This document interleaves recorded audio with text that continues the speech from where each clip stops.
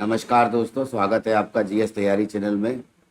दोस्तों, आज के वीडियो लेक्चर में हम लोग 23 और 24 अगस्त की करंट अफेयर्स को डिस्कस करेंगे। ये जो 23 और 24 अगस्त की करंट अफेयर्स है, इसमें हम लोग सबसे पहले तो चंद्रयान 3 के बारे में डिस्कस करेंगे कि चंद्रयान 3 उसका लैंडर चंद्रमा की सतह पर स्थापित हो गया है लगभग शाम को 6 बजे के आसपास 23 तारीख को, और जिसको कि हम विक्रम बोलते हैं। उसके बाद जो है, जब लैंडर विक्रम चंद्रमा की सतह पर उतर गया और जो सेफ लैंडिंग हो गई, और जिसको बोल रहे थे हम लोग कि बहुत ही इम्पोर्टेंट है कि किस तरीके से ये लैंडिंग आखिरी के 15 मिनट बहुत क्रूशियल होंगे। इन क्रूशियल 15 मिनट में बहुत ही सावधानी पूर्वक इसरो के साइंटिस्ट द्वारा इसको अमली जामा पहनाया गया, और इस प्रकार से लैंडर जो था वो चंद्रमा की सतह पर उतरा। उसके बाद लैंडर ने अपने अंदर प्रज्ञान को रखा था, जो रोवर था, और उस रोवर को बाहर निकाला, और 6 पहियों वाले रोवर जो कि प्रज्ञान के नाम से बोला जाता है। प्रज्ञान ये संस्कृत का शब्द है जो ज्ञान या नॉलेज को डिफाइन करता है। तो प्रज्ञान जब निकला तो प्रज्ञान का मूल कार्य क्या होगा, इसके बारे में हम लोग चर्चा करेंगे इसमें। और उसके बाद ये भी जानेंगे कि अभी तक जो है चाइना, अमेरिका और रशिया के बाद इंडिया चौथा देश है जो चंद्रमा पर पहुंचने वाला और चंद्रमा पर अन्वेषण करने वाला मुख्य देश बना है। अब इसी के क्रम में प्रज्ञान जो है ये चंद्रमा की सतह पर दक्षिणी ध्रुव पर उतरा है। अब जो ये लैंडर है, इसने चंद्रमा की सतह पर दक्षिणी ध्रुव पर ये उतरा है। जब विक्रम नाम का ये लैंडर दक्षिणी ध्रुव पर उतरा तो इससे पहले लूना 25 जो कि रशिया का लैंडर था या सैटेलाइट थी कह सकते हैं, ये जो लैंडर रशिया का था ये लूना 25 के नाम से ये क्रैश हो गया था और ये दक्षिणी ध्रुव पर नहीं उतर पाया था। परंतु भारतीय वैज्ञानिकों ने सराहनीय कदम, उनकी प्रशंसा की जाए उतनी ही कम है कि उन्होंने इस कार्य को अंजाम दिया और विक्रम लैंडर को सावधानी पूर्वक चंद्रमा की दक्षिणी ध्रुव पर उतारने में सफल रहे। अब ये लैंडर विक्रम है और दूसरा जो रोवर है प्रज्ञान। तो प्रज्ञान वहाँ पर चंद्रमा की सतह पर मेनली वहाँ पर मौजूद मिनरल्स के बारे में बताएगा। उसके साथ साथ उस सरफेस पर क्या क्या मौजूद है उसके बारे में हमें यह प्रज्ञान जानकारी प्रदान करेगा। फ़ोटो खींचेगा और फोटो के माध्यम से यह जो ऑर्बिटर चक्कर काट रहा है चंद्रमा का, ऑर्बिटर को पास जाएगी वो फ़ोटो, और ऑर्बिटर जो है यहाँ पर हमको नीचे पृथ्वी पर ये फ़ोटोओं के माध्यम से जानकारी प्रदान करेगा। और इसमें जो है ये प्रज्ञान बहुत ही इम्पोर्टेंट रोल प्ले अदा करेगा, जिसमें सबसे बड़ी चीज़ है कि चंद्रमा की सतह के अलावा चंद्रमा की डेप्थ में जाकर भी ये पता लगाएगा कि चंद्रमा की जो सरफेस है या मिट्टी है, उस मिट्टी में कौन कौन से जो इंग्रेडिएंट्स हैं या पार्टिकल्स हैं वो मौजूद हैं। इसके साथ साथ जैसा कि हम लोग जानते हैं कि जब चंद्रयान 1 पृथ्वी से छोड़ा गया था 2008 में, तो उस समय चंद्रमा पर पानी के अस्तित्व की पहचान करने में सफल रहा था, और नासा ने ये रिपोर्ट दी थी कि हाँ, चंद्रयान जो है वो पानी की उपस्थिति चंद्रमा पर है, इसके बारे में जानकारी प्रदान कर रहा है। इसी क्रम में चंद्रयान 3 जो लॉन्च हुआ है, जो 14 जुलाई को 2:35 दोपहर को लॉन्च हुआ यहाँ से। उसके बाद जो 23 अगस्त 2023 को शाम 6 बजे विक्रम, जब लैंडर जो होता है वो जब चंद्रमा पर उतरता है, तो उसके बाद से जो मैंने बताया वो इम्पोर्टेंट एस्पेक्ट्स जो प्रज्ञान है उसको बाहर निकाला, और उसके बाद जो है ये 6 पहियों वाला जो प्रज्ञान है ये 1 सेंटीमीटर पर सेकंड की स्पीड से धीरे धीरे जो है चक्कर लगाएगा अलग अलग जगह पर जाएगा और ये वहाँ पर फोटो खींचेगा चंद्रमा के दक्षिणी ध्रुव पर। और साथ साथ में चंद्रमा में क्या क्या, जो मैंने अभी बताया कि मिनरल्स विद्यमान है या उसके सरफेस पर क्या क्या कंटामिनेशंस हैं या क्या क्या इंग्रेडिएंट्स हैं, इनके बारे में बताएगा, पार्टिकल्स के बारे में बताएगा और साथ में इसकी पुष्टि करेगा कि चंद्रमा पर पानी के अवशेष हैं या नहीं हैं। तो इसी क्रम में ये पहली न्यूज़ होगी, तो हम लोग स्टार्ट करते हैं इसको कंटिन्यूएशन में। और दूसरा जो है ब्रिक्स का सम्मेलन जो हो रहा है जोहान्सबर्ग में दक्षिण अफ्रीका में, जिसमें प्रधानमंत्री जी गए हुए हैं 22 से 24 अगस्त के बीच में। ये जो ब्रिक्स का सम्मेलन हो रहा है, इसमें इस सम्मेलन के दौरान जो है एक सबसे बड़ी बात ये हुई है कि सिरिल रामाफोसा ने इनवाइट किया सभी मेंबर्स को और साथ में प्रधानमंत्री मोदी जी को। और उसके बाद में जो 6 नई कंट्री हैं वो मेंबर्स बनने के लिए ब्रिक्स के वो मेंबर्स बनना चाहते थे और इस प्रक्रिया में उनको मेंबर्स बना लिया गया है। तो 1 जनवरी 2024 से ये जो 6 कंट्री हैं ये मेंबर्स कहलाएंगे ब्रिक्स का। और साथ में हम लोग जैसा कि जानते हैं कि ब्रिक्स जो है ये संगठन बहुत ही इम्पोर्टेंट संगठन है, जिसमें जो भी देश बाद में शामिल हुए जैसे सऊदी अरबिया या ईरान, ईरान के अलावा यूएई, इथियोपिया, अर्जेंटीना और इजिप्ट, ये देश हैं जो बाद में इनको मेंबर्स बनाने के लिए पुष्टि कर दी गई है और 1 जनवरी 2024 से ये ब्रिक्स के मेंबर होंगे। तो इस परिप्रेक्ष्य में भी हम लोग इस न्यूज़ को देखेंगे और साथ में उसके बाद G20 का जो शिखर सम्मेलन होने वाला है भारत में, उसके बारे में भी चर्चा करेंगे। तो बिना देर करते हुए स्टार्ट करते हैं। सबसे पहला न्यूज़ जो है, तो सबसे पहली न्यूज़ है चंद्रयान 3 को लेकर के। ऑलरेडी मैंने इसमें बहुत कुछ बता दिया है कि चंद्रयान 3 में जो इसरो ने रोवर प्रज्ञान को लॉन्च की पुष्टि की है। तो रोवर प्रज्ञान जो है, ये मैंने बताया था अभी कि विक्रम लैंडर जो है वो चंद्रमा की सतह पर शाम को 6 बजे के आसपास ये उतरा है 23 अगस्त को। तो उसी के क्रम में अब न्यूज़ को देखते हैं कि भारत के चंद्रयान 3 को बुधवार शाम को चंद्रमा के दक्षिणी ध्रुव पर, ये बहुत इंपॉर्टेंट है कि ये साउथ पोल पर उतरा है। सफलतापूर्वक उतरने के बाद इसरो ने पुष्टि की है कि यान के साथ रखा गया रोवर जो है वो चंद्रमा की सतह पर आ गया है। तो जो चंद्रमा की सतह पर ये जो रोवर है प्रज्ञान, इसको विक्रम ने अपने अंदर से बाहर निकाला है। और पीटीआई की रिपोर्ट में भी कहा गया है कि रोवर अब चंद्रमा की सतह पर घूमेगा और भारतीय अंतरिक्ष एजेंसी के लिए डाटा एकत्र करेगा और इसरो के नवीनतम चंद्रमा मिशन पर एक और सफल चरण को चिन्हित करेगा। उसके बाद इसमें बताया गया है इस न्यूज़ में कि भारतीय समय अनुसार शाम को 6 बजे के आसपास विक्रम लैंडर जो है वो चंद्रमा पर उतरा और सॉफ्ट लैंडिंग पूरी तरह से पूरी की और भारत चंद्रमा के दक्षिणी ध्रुव पर पहुंचने वाला पहला देश बन गया है। तो लूना 25 जो मैंने बताया था अभी कि रशिया ने छोड़ा था और लूना 25 जो मिशन था वो फेलियर हो गया और सरफेस पर जो है क्रैश हो गया चंद्रमा की सतह पर जा कर के और नहीं पहुंच पाया। तो India is the only country overall world में कि जो कि साउथ पोल पर अपने विक्रम लैंडर को उतारने में चंद्रमा की सतह पर सफल रहा है। तो इसरो की मशीनें लैंडर और रोवर 2 सप्ताह तक काम करने के लिए डिज़ाइन की गई हैं। अब देखिए इसमें क्या है कि जैसा कि हम लोग जानते हैं कि चंद्रमा का जो एक दिन होता है वो पृथ्वी के 28 दिन के बराबर होता है। तो 14 दिन का जो है सूर्य की रोशनी रहेगी 14 दिन तक और 14 दिन के बाद बचे हुए जो 14 दिन हैं वो जो है अंधेरे में रहेंगी।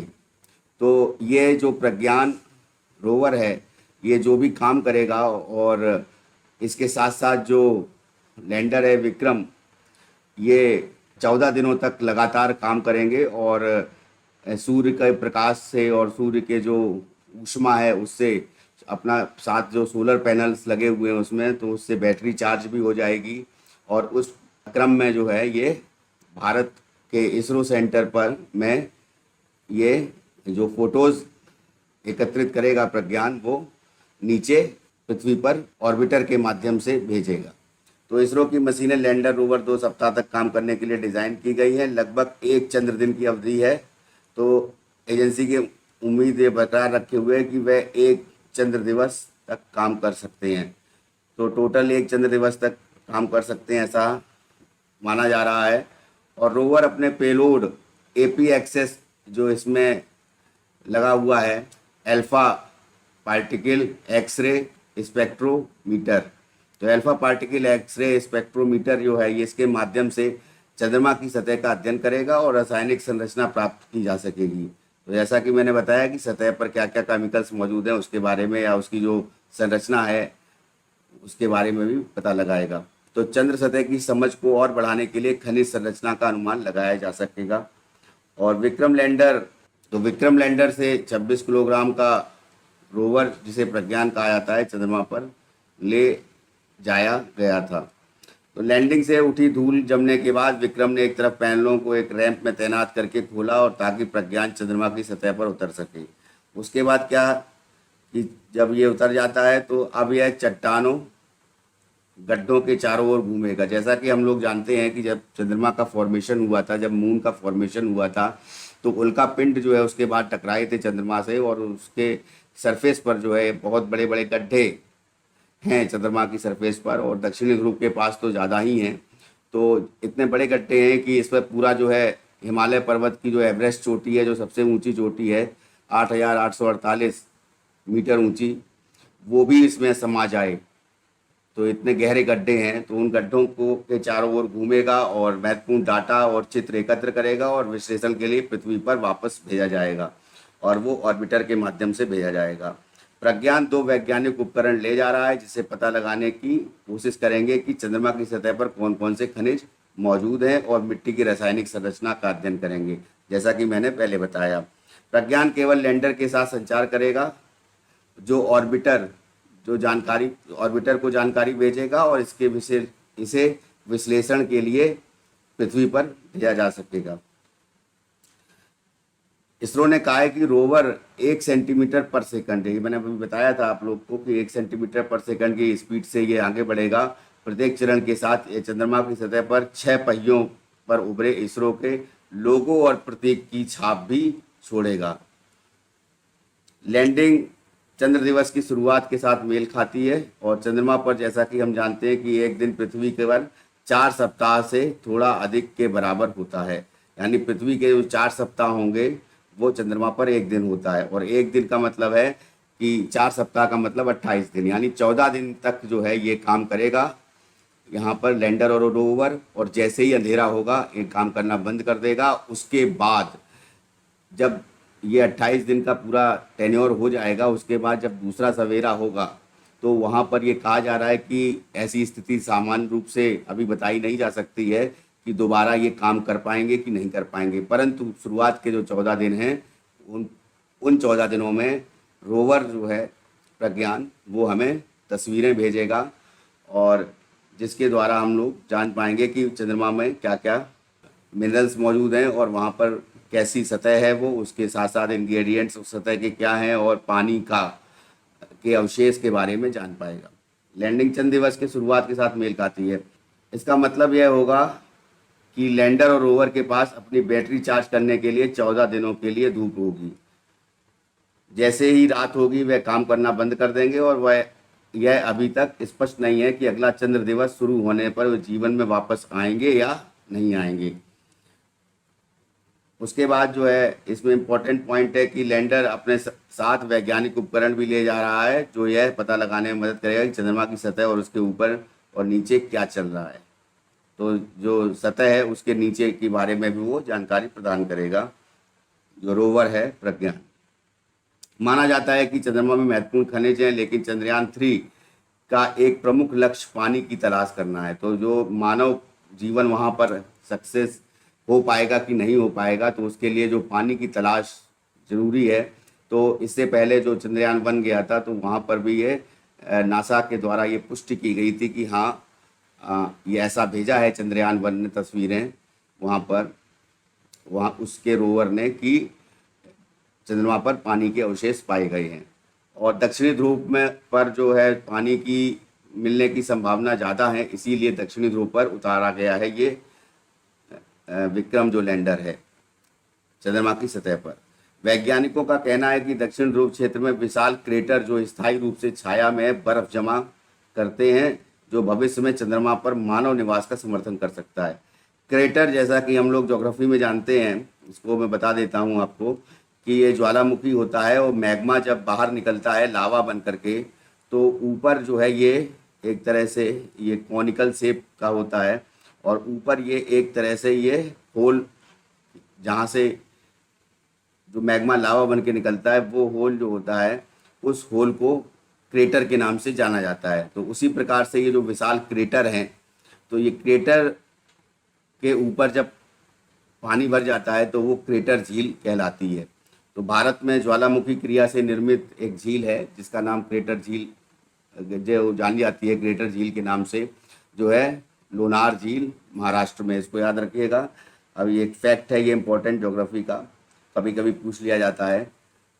तो वापस लौटते हैं न्यूज़ पर। इसका उपयोग मंगल और अन्य दूरवर्ती स्थानों पर जाने वाले अंतरिक्षयान के लिए प्रणोदक की आपूर्ति के लिए भी किया जा सकता है। तो प्रणोदक कहने का मतलब जो फ्यूल है उसके लिए भी किया जा सकता है। 2014 में भारत मंगल ग्रह की कक्षा में यान भेजने वाला पहला एशियाई राष्ट्र बन गया था और सितंबर में सूर्य की ओर एक यान भेजने की योजना है। तो आदित्य एल1 हम लोग जानते हैं, आदित्य एल1 ये सूर्य की ओर जाने वाला इसरो की तरफ से एक सैटेलाइट जो है लॉन्च की जाएगी जिसका नाम आदित्य एल1 है। और आदित्य एल1 सूर्य पर में जो क्या क्या सूर्य की जो कॉस्मो जो सूर्य की संरचना है और सूर्य में क्या क्या जो है इंग्रेडिएंट्स हैं, और उसके साथ साथ जैसा कि हम लोग जानते हैं कि सूर्य की जो ऊष्मा है उसके बारे में जानकारी और सूर्य के बारे में अधिक जानकारी प्रदान करने के लिए ये आदित्य एल1 को लॉन्च किया जाएगा। इसी क्रम में इसरो अगले साल तक पृथ्वी की कक्षा में 3 दिवसीय मानवयुक्त मिशन शुरू करने वाला है। 2025 तक चंद्रमा पर एक और यान अन्वेषण के लिए भेजने और 2 वर्षों के भीतर शुक्र के लिए एक कक्षीय मिशन भेजने के लिए जापान के साथ एक संयुक्त मिशन की भी योजना बना रहा है।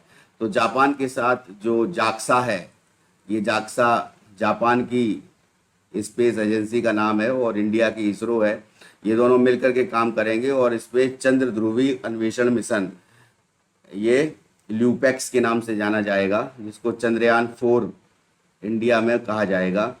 और चंद्रयान 4 जो इसरो की तरफ से और इसरो और ये जापान एरोस्पेस एक्सप्लोरेशन एजेंसी जो जाक्सा है इसके साथ मिलकर के ये ल्यूपेक्स मिशन भेजा जाएगा चंद्रमा पर, और ये संयुक्त चंद्र मिशन होगा भविष्य में। इसके बाद आते हैं नेक्स्ट न्यूज़ पर। तो अब नेक्स्ट न्यूज़ पर फोकस करते हैं। अभी जैसे हमने अभी ब्रिक्स के बारे में बताया कि जोहान्सबर्ग में साउथ अफ्रीका में ब्रिक्स की जो सम्मेलन है, ब्रिक्स का समिट है, वो चल रहा है और 24 अगस्त को ये समाप्त हुआ। और इसमें जोहान्सबर्ग में ये आयोजन किया जा रहा है जिसमें ब्रिक्स के जितने भी सदस्य देश हैं तो उनके प्रधानमंत्री अथवा राष्ट्रपति वहाँ पर मौजूद रहेंगे। तो पीएम मोदी भी 6 नए सदस्य देश, मैंने अभी बताया था कि वो जुड़ने वाले हैं ब्रिक्स के साथ। तो 6 नए सदस्य में अर्जेंटीना इंडिविजुअल कंट्री है जो साउथ अमेरिका का है, और मिस्र और इथियोपिया ये हो गए ये हो गए अफ्रीका महाद्वीप के हैं, और ईरान, सऊदी अरब और यूएई ये 3 जो देश हैं ये हो गए गल्फ कंट्री। तो इनको मिल करके ये पूर्ण सदस्य बनने के लिए इनका स्वागत किया है पीएम मोदी ने। तो दक्षिण अफ्रीका के राष्ट्रपति सिरिल रामाफोसा ने कहा है कि ईरान, सऊदी अरब, मिस्र, यूएई और अर्जेंटीना के साथ साथ इथियोपिया ब्रिक्स में शामिल होंगे, और ये 6 देशों के 1 जनवरी 2024 जैसा कि मैंने बताया था अभी से सदस्य बनने की उम्मीद है। अब इसमें जो मेन सिनेरियो है जो इंडियन फॉरेन पॉलिसी का वो ये है कि दक्षिण दक्षिण सहयोग। तो दक्षिण दक्षिण सहयोग को बढ़ावा देने के लिए प्रधानमंत्री जी जो ये फॉरेन पॉलिसी है उसके हिसाब से इसको अफ्रीकन कंट्रीज़ में किस तरीके से व्यापार को बढ़ाया जाए, वहाँ पर किस तरीके से इन्वेस्टमेंट की जाए, किस तरीके से वहाँ पर स्वास्थ्य सुविधाएं हैं उनको मुहैया कराया जाए, किस तरीके से वहाँ पर शिक्षा को आगे बढ़ाया जाए, किस तरीके से साइबर सुरक्षा को का भी मसला है, साइबर सुरक्षा के बारे में भी चर्चा होगी। और साथ साथ में जलवायु परिवर्तन को लेकर के या कह सकते हैं पर्यावरण संरक्षण को लेकर के भी चर्चा के विषय रहेगा मूल रूप से। अब इसमें भारत का जो एक और एस्पेक्ट है कि जिनपिंग से मुलाकात, शी जिनपिंग से चाइना के, तो ये मुलाकात हो पाएगी या नहीं हो पाएगी, या वार्ता होगी कि नहीं होगी, इस पर भी संशय बना हुआ है। तो प्रधानमंत्री नरेंद्र मोदी ने गुरुवार को कहा है कि समूह का आधुनिकीकरण और विस्तार ये संदेश है कि बदलते समय को देखते हुए सभी वैश्विक संस्थानों को बदलने की ज़रूरत है। अब यहाँ पे सभी वैश्विक संस्थानों को बदलने की ज़रूरत में यहाँ पे एक चीज़ मैं आपको क्लियर कर दूँ कि जैसे कि इंडिया जो है G20 का तो मेंबर है, लेकिन G7 ग्रुप है उसका मेंबर नहीं है, बाद में वो G8 बन जाता है, तो G8 का मेंबर नहीं है। उसके बाद जो इंडिया जो सबसे बड़ी चीज़ है कि यूएनओ की सिक्योरिटी काउंसिल का परमानेंट मेंबर अभी तक नहीं बना है। तो जैसा कि सुरक्षा परिषद का परमानेंट मेंबर बनने के लिए हमेशा जो है चाइना जो इसके विपक्ष में खड़ा हो जाता है। और यहाँ पर एक चीज़ और है कि ब्रिक्स में पाकिस्तान को भी चाइना लाना चाहता था, परंतु ये हो नहीं पाया और पाकिस्तान को अलग रखा गया इससे। तो ये भी जो है चाइना की पॉलिसी थी इसमें। तो चाइना जब भी जो है कार्य करता है तो वो हमेशा भारत के अगेंस्ट में ही अपना बहुमत देता है, अपना मत प्रदान करता है। तो अपनी टिप्पणी में मोदी जी ने कहा कि समूह का विस्तार का निर्णय बहुध्रुवी दुनिया में कई देशों के विश्वास और मजबूत करेगा। बहुध्रुवी दुनिया, जैसा कि हम लोग जानते हैं कि जब हमारा देश आज़ाद हुआ था उस समय के दौरान जो पूरा विश्व था वो द्विध्रुवी विश्व था।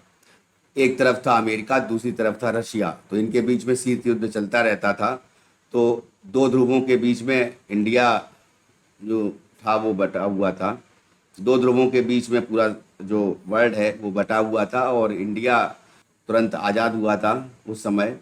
और उसके बाद भी अभी तक भी दो ध्रुवीय देश हैं, तो पूरा जो वर्ल्ड है वो दो ध्रुवों के बीच में बटा हुआ था। और अब जो है चाइना की इसमें ज़्यादा ही इन्वॉल्वमेंट हो गई तो ये त्रिध्रुवी हो गया। और साथ में इंडिया और चाइना जो है ये जो दक्षिण एशिया का कंट्री है इंडिया, ये बहुत ही इम्पोर्टेंट प्ले अदा करता है जितने भी वैश्विक सम्मेलन होते हैं उनमें। और इंडिया, चूंकि हम लोग अभी जानते हैं कि इंडिया जो है इस समय वर्ल्ड में 5th लार्जेस्ट इकोनॉमी बन चुका है, तो इस मद्देनज़र, और India is the largest populated country through out the world, तो इसलिए भी जो है बहुत ही इम्पोर्टेंट हो जाता है। और इंडिया जो है लोकतंत्र का पोषक भी है और विविधता भी है, संस्कृति में विविधता भी है। इन सभी चीज़ों को लेते हुए इंडिया को बहुत ही सम्मानजनक स्थिति में पूरे विश्व में लिया जाता है। और प्रधानमंत्री नरेंद्र मोदी ने गुरुवार को ग्लोबल साउथ, अब ये ग्लोबल साउथ का मतलब यही है कि साउथ साउथ ऑपरेशन, दक्षिण दक्षिण सहयोग, कहने का मतलब है कि अफ्रीकन कंट्रीज़ में जितनी भी अफ्रीकन कंट्रीज़ हैं वो कंट्रीज़ जो हैं वो एक तरह से पिछड़ी हुई कंट्रीज़ हैं, पूरी तरह से अंडर डेवलप्ड कंट्रीज़ हैं मेनली, जैसे नाइजर हो गया या नाइजीरिया हो गया, या उसके बाद में जो है कॉन्गो है या जाम्बिया है या सूरीनाम है या फिर इथियोपिया ही ले लीजिए, उसके साथ साथ जिबूती है, सोमालिया है। तो दीज आर द कंट्रीज़ की, ये जो कंट्रीज़ हैं वहाँ की अफ्रीकन कंट्रीज़, ये अभी भी जो है ये बहुत ही पुराने या बहुत ही निचले स्तर का जीवन जी रही हैं ये कंट्रीज़। और यहाँ के लोग जो हैं वो अपनी मौलिक आवश्यकताओं की पूर्ति करने में सक्षम नहीं होते हैं। तो इंडिया ने जैसे कोविड-19 के टाइम पर, जब कोविड-19 पेंडेमिक हुआ था, तो उस जो महामारी फैली हुई थी कोविड-19 की, तो उस टाइम पर दवाओं का और स्वास्थ्य सेवाओं को और बेहतर बनाने के लिए भारत ने सहयोग दिया था इन अफ्रीकन कंट्रीज़ को। और उसके बाद जो है उसके साथ साथ भारत अन्य रिक्वायरमेंट्स होती है कंट्रीज़ की, उनको भी पूरा करता है। तो साउथ साउथ कॉपरेशन के साथ साथ इसमें जो है निवेश को बढ़ावा देने के लिए, इन्वेस्टमेंट को बढ़ावा देने के लिए, और दूसरा है व्यापारिक साझेदारी को बढ़ावा देने के लिए, ट्रेड एंड इन्वेस्टमेंट के अलावा औद्योगिकरण को बढ़ावा देने के लिए, और साथ में जो है भारत से जो जो रक्षा जो उपकरण हैं उनको भी जो है दक्षिण जो देश हैं उनको प्रदान करने के लिए, निर्यात करने के लिए, और खाद्यान्न को निर्यात करने के लिए भी भारत अग्रसर रहा है। गुरुवार को ग्लोबल साउथ के लिए नई दिल्ली की प्रतिबद्धता की पुष्टि करते हुए भारत एजेंडा 2063, तो एजेंडा 2063 एक्चुअली क्या है कि जो एयू है, अफ्रीकन यूनियन, तो अफ्रीकन यूनियन के जो कंट्रीज़ हैं जो है वैश्विक रूप से उभारना और विश्व के मुख्य पटल पर उनको लाना है, और विश्व की मानी हुई अर्थव्यवस्था बनना है, और विश्व में जो है इनको एक तरह से वैश्विक शक्ति बनने के लिए अफ्रीकन कंट्रीज या अफ्रीकन यूनियन के जो कंट्रीज़ हैं उनके लिए ये 2063 तक का ये टारगेट उन्होंने लिया है कि 2063 के तहत वैश्विक शक्ति बनने की अपनी यात्रा में अफ्रीका एक विश्वसनीय और करीबी भागीदार है। तो वैश्विक शक्ति बनने के लिए ये 2063 का जो अफ्रीकन यूनियन ने ये टारगेट लिया है ये वर्ष, तो इसको इसीलिए प्रधानमंत्री मोदी जी ने इसका जिक्र किया है।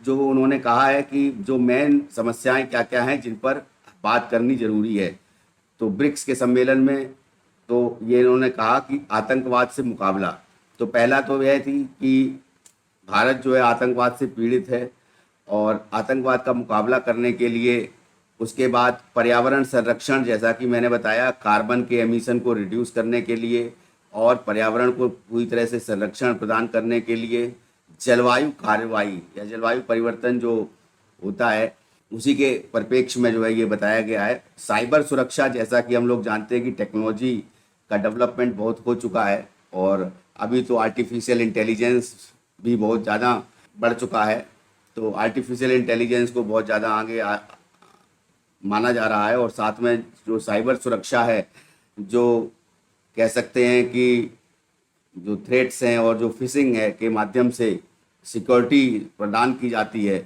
तो उसको लेकर के जो साइबर सिक्योरिटी है उसके साथ साथ जो मूल जो आवश्यकता है खाद्यान्न या खाद्य या फूड की अवेलेबिलिटी और साथ में स्वास्थ्य सुविधा, तो भोजन और स्वास्थ्य, उसके साथ साथ ऊर्जा सुरक्षा। ऊर्जा सुरक्षा में जैसा कि हम लोग जानते हैं कि रिन्यूएबल सोर्स ऑफ एनर्जी को यूज़ करना है और साथ साथ जो है जहाँ से जिन जिन जो सोर्सेज हैं जिनसे कार्बन का एमिशन होता है उनको रिड्यूस करना है, तो इलेक्ट्रिक व्हीकल्स को प्रोत्साहन देना और साथ साथ जो है सौर ऊर्जा को प्रोत्साहन देना, परमाणु ऊर्जा को प्रोत्साहन देना, ज्वारीय ऊर्जा को प्रोत्साहन देना, ये सारी जो है ये ऊर्जा के बारे में ये कहा गया है कि इनको प्रमोट करना है जिससे पर्यावरण का संरक्षण हो सके। उसके साथ साथ ऊर्जा की सुरक्षा भी करनी है। तो ऊर्जा सुरक्षा कहने का मतलब यही है कि किस तरीके से हम ऊर्जा को बचाकर रख सकते हैं। तो ऊर्जा सुरक्षा और लचीली आपूर्ति श्रृंखला। लचीली आपूर्ति श्रृंखला का मतलब यही है कि किस प्रकार से जो चीज़ों की आपूर्ति होती है उसको बेहतर बनाया जा सके, उसको जो है फ्री ट्रेड के रूप में उसको अग्रसर किया जा सके, और साथ साथ में जो मेजर चीज़ है वो है ग्लोबलाइजेशन, उसको किस तरीके से जो भूमंडलीकरण को बढ़ाया जा सके और किस तरीके से जो ट्रेड और इन्वेस्टमेंट है उसको इम्प्रूव किया जा सके। इस पर इसको जो है आपूर्ति श्रृंखला बनाने में हमारे साझा हित हैं। एजेंडा 2063 50 वर्षों के लिए अफ्रीकी संघ के आर्थिक विकास का खाका है जो 2013 में लागू हुआ था। तो जैसा कि मैंने अभी बताया आपको, मोदी जी ने ब्रिक्स अफ्रीका आउटरीच और ब्रिक्स प्लस डायलॉग में एजेंडा 2063 या 2063 के तहत अफ्रीका को भविष्य में वैश्विक शक्ति बनाने की यात्रा में भारत एक विश्वसनीय और करीबी भागीदार है, ऐसा प्रधानमंत्री ने वहाँ पर कहा है जोहान्सबर्ग में सम्मेलन में अपने संबोधन में। भारत अफ्रीकन कंट्रीज़ को लेकर के जो है बहुत ही भागीदारी की बात कर रहा है, और इसमें एक खास चीज़ है कि जैसे इसमें प्रधानमंत्री मोदी जी ने गांधी जी का भी जिक्र किया वहाँ पर कि गांधी जी किस तरीके से दक्षिण अफ्रीका में गए थे और दक्षिण अफ्रीका में अहिंसा को लेकर के उन्होंने मुहिम चलाई थी और अहिंसा के माध्यम से पूरे भारत के नहीं बल्कि पूरे विश्व में महात्मा गांधी का नाम अहिंसात्मक रूप से अपने अधिकारों के लिए लड़ने के लिए प्रयोग किया था। तो महात्मा गांधी के बाद में फिर उसके बाद उसी प्रकार दक्षिण अफ्रीका में रंग भेद की नीति, रंग भेद के कारण दक्षिण अफ्रीका में किस प्रकार से रंग भेद को ख़त्म किया था नेल्सन मंडेला ने, और गांधी जी को जो है अपना आदर्श माना था, तो उसके बारे में भी चर्चा वहाँ पर प्रधानमंत्री मोदी जी ने की है। तो प्रधानमंत्री मोदी जी ने कहा है कि भारत ने हमेशा ही अफ्रीकी देशों की क्षमता निर्माण और बुनियादी ढांचा, जो बेसिक एम्यूनिटीज़ हैं, रिक्वायरमेंट्स हैं, उसके साथ साथ जो है एक जो इंफ्रास्ट्रक्चर डेवलपमेंट है वो, और जो बुनियादी ढांचा है, जो बेसिक रिक्वायरमेंट्स है, उनकी नीड को जो है पूरा करने के लिए विकास को प्राथमिकता दी है।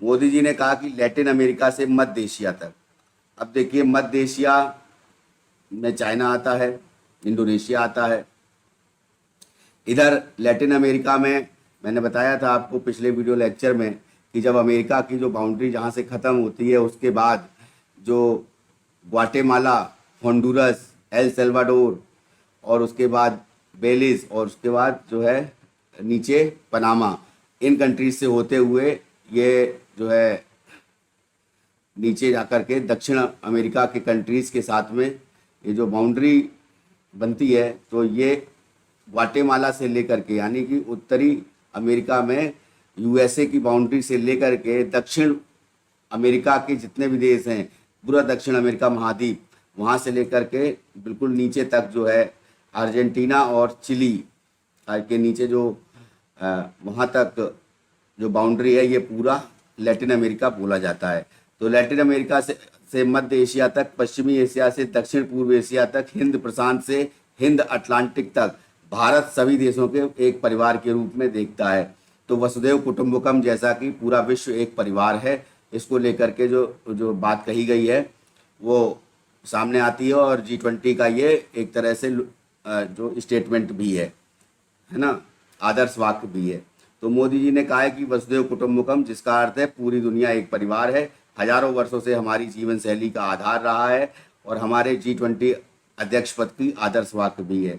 उन्होंने कहा जब हम ग्लोबल साउथ का शब्द का प्रयोग करते हैं, अब देखिए ग्लोबल साउथ की बात यहाँ पर आती है, तो ये इंटरनेशनल जो रिलेशंस का को लेकर के हम बात करें तो ग्लोबल साउथ को लेकर के भारत की इससे पहले नीति क्या थी, look east policy. Look east policy के बाद में धीरे धीरे अभी ग्लोबल साउथ पर हम लोग फोकस कर रहे हैं कि साउथर्न जो कंट्रीज़ हैं, यानी भूमध्य रेखा के नीचे वाले जो कंट्री हैं, जो दक्षिण सहयोग को किस तरीके से बढ़ाया जाए, किस तरीके से इन कंट्रीज़ को आगे लाया जाए और किस तरीके से भारत का व्यापार और वहाँ पर निवेश को बढ़ाया जाए, उनकी जो मौलिक आवश्यकताएं हैं उनको किस तरह उनकी पूर्ति की जाए, तो इस पर दक्षिण सहयोग पर बल दिया जा रहा है। तो ये विदेश नीति का एक महत्वपूर्ण अंग है। तो ग्लोबल साउथ कहने का मतलब यही है कि तो दक्षिणी देशों के बीच में एक जो है सामंजस्य इस तरह का हो जाना चाहिए कि हम एक दूसरे की परिस्थितियों को समझ सकें और एक दूसरे के साथ व्यापार के साथ में ही व्यापार और इन्वेस्टमेंट या के साथ साथ जो है मौलिक आवश्यकताएं जो है उनकी पूर्ति भी कर सकें। जैसा कि मैंने बताया कि कोरोना के टाइम पर जो कोरोना पैंडेमिक हुआ था, कोरोना 19, तो उस समय भारत ने अफ्रीकन कंट्रीज़ की बहुत मदद की थी और यहाँ से दवाइयाँ और साथ साथ स्वास्थ्य सुविधाएं जो है मुहैया कराई गई थी। तो इसको भी जो है इसको दक्षिण सहयोग को लेकर के देखा जा रहा है। तो ग्लोबल साउथ शब्द का उपयोग करते हुए सिर्फ एक राजनीतिक शब्द नहीं है, हमारे साझा इतिहास को हमने एक साथ उपनिवेशवाद और रंगभेद का विरोध किया है।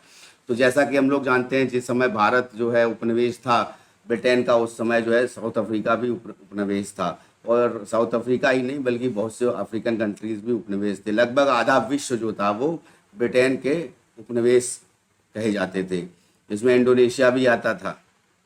तो मोदी जी ने कहा है कि अफ्रीका की धरती पर ही महात्मा गांधी ने अहिंसा और शांतिपूर्ण प्रतिरोध को शक्तिशाली तरीकों का इस्तेमाल किया और गांधी जी के विचारों ने नेल्सन मंडेला जैसे महान नेताओं को प्रेरित किया। तो इसके बारे में भी मैंने अभी आपको बताया था। आज भारत अफ्रीका का चौथा सबसे बड़ा व्यापार में भागीदारी करता है और साथ साथ जो है पांचवा सबसे बड़ा निवेशक देश है तो अफ्रीका का। और मोदी जी ने कहा कि भारत आतंकवाद और समुद्री डकैती, यहाँ पर एक चीज़ है, समुद्री डकैती के खिलाफ भी लड़ाई में अफ्रीकी देशों के साथ मिलकर काम कर रहा है। तो समुद्री डकैती, जैसा कि हम लोग जानते हैं कि जब सुएज नहर के माध्यम से, जैसे इधर लाल सागर से होता हुआ भूमध्य सागर से होते हुए जब हम लोग अफ्रीकन जो ऊपर जो यूरोपियन कंट्रीज़ हैं वहाँ पर जो सामान जाता है तो वहाँ पर जो शिप्स हैं उन शिप्स को लूट लिया जाता है। तो वो शिप्स जो हैं वो मेनली उसमें हाथ तो सोमालिया के साथ साथ अन्य देश भी हैं जो ऐसा काम करते हैं, जो समुद्री डकैती करते हैं। तो उसको लेकर के भी उन्होंने बात की है। उन्होंने कहा है कि कोविड-19 महामारी की कठिन समय के दौरान में भी कई देशों को खाद्य सामग्री और टीकों की आपूर्ति की गई और अब जो है अन्य बीमारियों के टीके भी जो है संयुक्त रूप से उनको भी पहुंचाया जा रहा है। हम अफ्रीकी देशों के साथ कोविड और अन्य टीकों के संयुक्त विनिर्माण पर भी काम कर रहे हैं। ब्रिक्स में सऊदी अरब के प्रवेश समूह की स्थिरता के लिए व्यापक रूप से महत्वपूर्ण माना जा रहा है।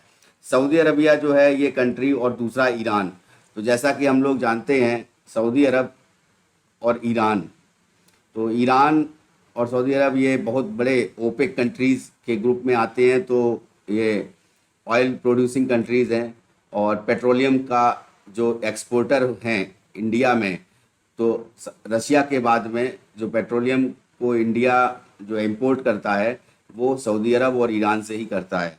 और ईरान को लेकर के तो अमेरिका का भी जैसे बात आती रही है कि भारत को जो है ईरान से जो क्रूड ऑयल है उसको नहीं आयात करना चाहिए। इस पर एक वैश्विक रूप से ये बात अमेरिका की तरफ से आती रही है। खैर, तो सऊदी अरब के प्रवेश के समूह के स्थिरता के लिए व्यापक रूप से महत्वपूर्ण माना जाता है और सऊदी अरब की भागीदारी पर्याप्त वित्तीय संसाधनों वाले एक सदस्य को लाएगी। अब यहाँ पर न्यू डेवलपमेंट बैंक की बात की गई है, एनडीबी की। तो जैसे कि हमने जाना कि एनडीबी जो है ये न्यू डेवलपमेंट बैंक है, इसका कोष जो है वो लगभग 50 अरब डॉलर है। तो ये जो कोष है इसका 50 अरब डॉलर है। इस कोष को खर्च किया जाता है ब्रिक्स के देशों के द्वारा। जब कोई भी डिज़ास्टर होता है या फिर कोई भी रिक्वायरमेंट होती है जो मौलिक आवश्यकताओं की पूर्ति के लिए, तो उस टाइम पर जो है ये एनडीबी से जो कोष है इसका 50 अरब डॉलर सहायता प्रदान की जाती है।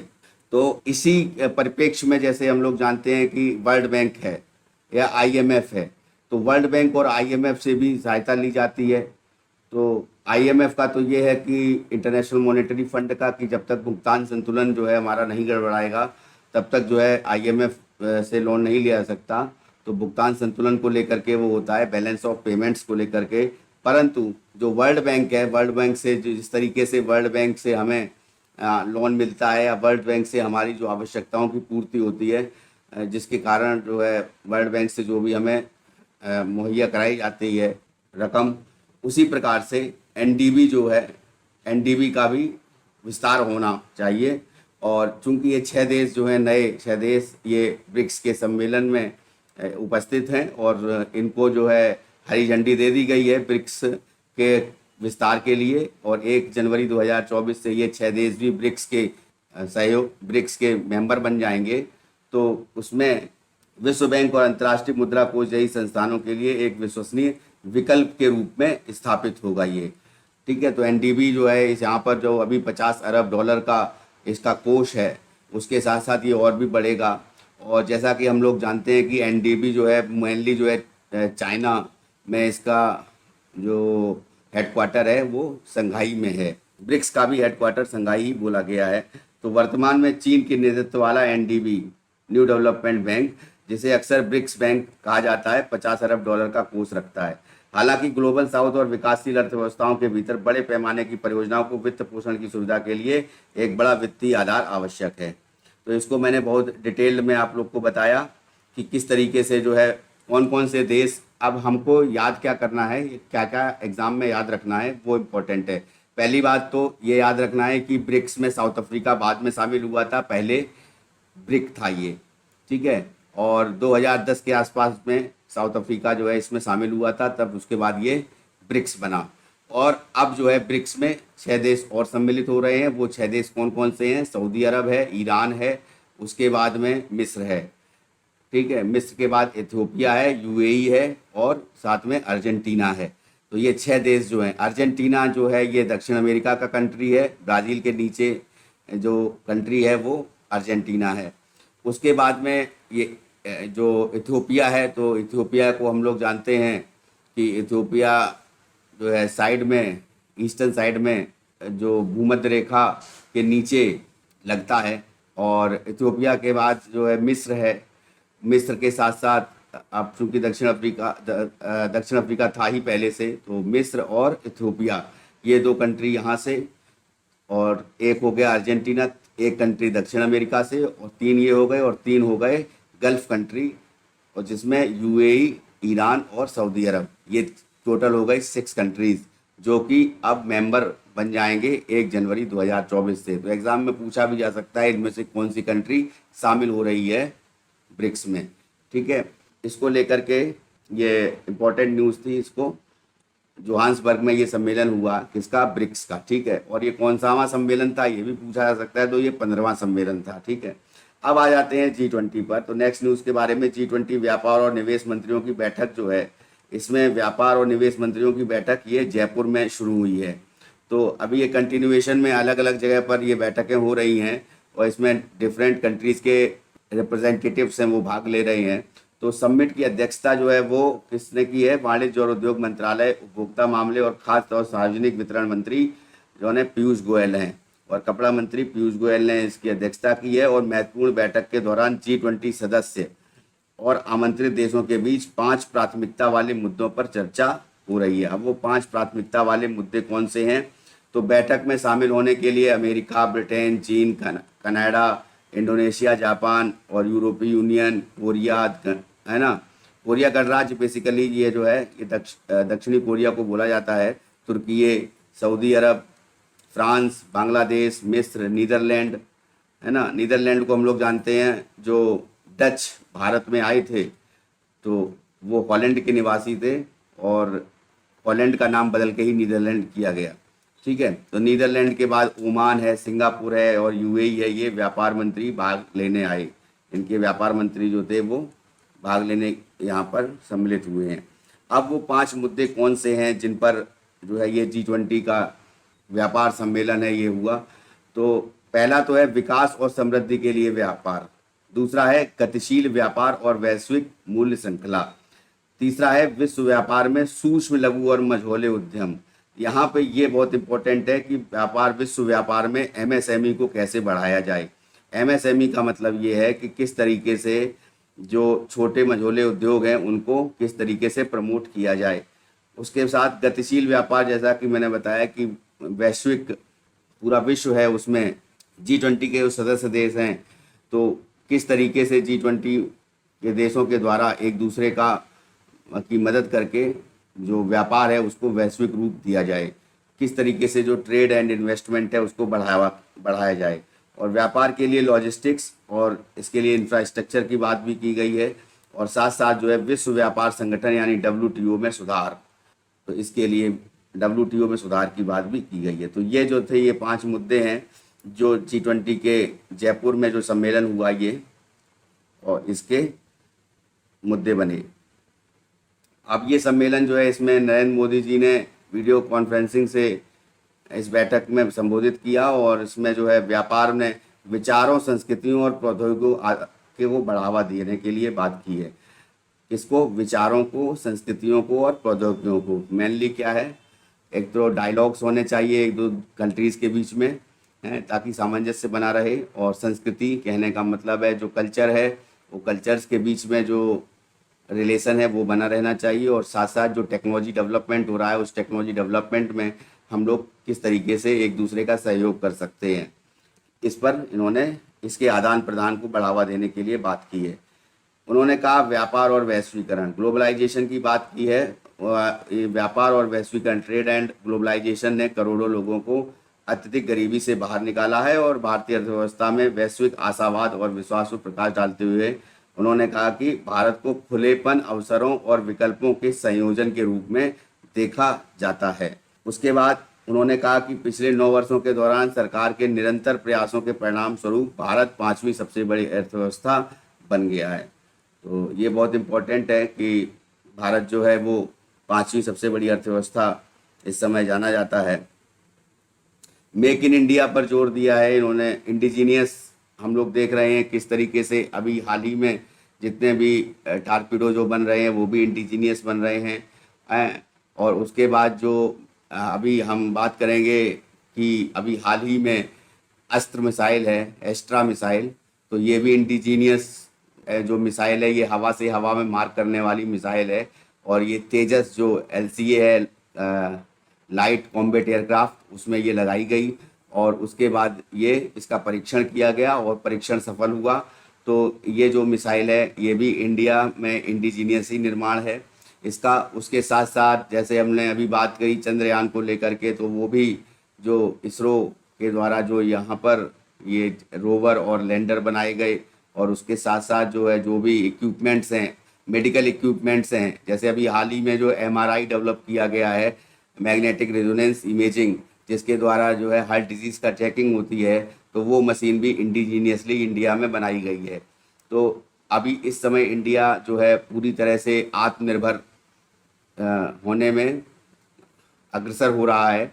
तो मेक इन इंडिया और आत्मनिर्भर भारत जैसी पहलों का जिक्र किया और उन्होंने विनिर्माण, बेसिकली मैन्युफैक्चरिंग को बढ़ावा दिया है और देश में नीति स्थिरता का भी उल्लेख किया है। प्रधानमंत्री ने रेखांकित किया है कि सरकार अगले कुछ वर्षों में भारत को तीसरी सबसे बड़ी अर्थव्यवस्था, वैश्विक अर्थव्यवस्था बनाने के लिए प्रतिबद्ध है। वर्ल्ड की 3rd लार्जेस्ट इकोनॉमी बनाने के लिए प्रतिबद्ध हैं। अब महामारी को लेकर के भू राजनीतिक तनाव तक मौजूदा वैश्विक चुनौतियों पर प्रकाश डालते हुए उन्होंने कहा है कि विश्व अर्थव्यवस्था का परीक्षण किया है और G20 देशों के रूप में हमारी जिम्मेदारी है कि हम अंतर्राष्ट्रीय व्यापार और निवेश में विश्वास को पुनर्निर्माण करें।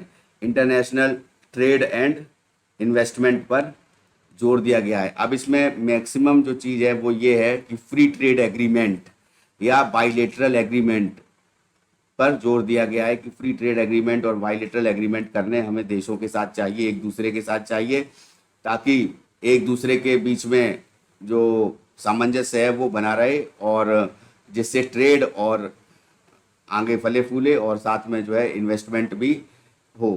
तो इसको ले इन्वेस्टमेंट को लेकर के भी जैसे भारत में इंफ्रास्ट्रक्चर में अभी बहुत ज़्यादा इम्प्रूवमेंट हुआ है, तो इसमें जैसा कि हम लोग जानते हैं प्रधानमंत्री गति शक्ति योजना जो है, तो गति शक्ति क्या है, बेसिकली ये इंफ्रास्ट्रक्चर डेवलपमेंट को लेकर के है और गति शक्ति में जो है बहुत ज़्यादा धन लगाया गया है और उसके माध्यम से जो है पूरा जो कॉरिडोर है, east west north south corridor, और उसके बाद जो है केरला में जैसे भारतमाला प्रोजेक्ट है और के साथ साथ जो है मध्य प्रदेश में भी जो प्रोजेक्ट्स चल रहे हैं और अभी हाल ही में देखा गया कि जितना भी इंफ्रास्ट्रक्चर डेवलपमेंट हुआ है उन सब चीज़ों को लेकर के इस पर प्रधानमंत्री ने इस पर जोर दिया है।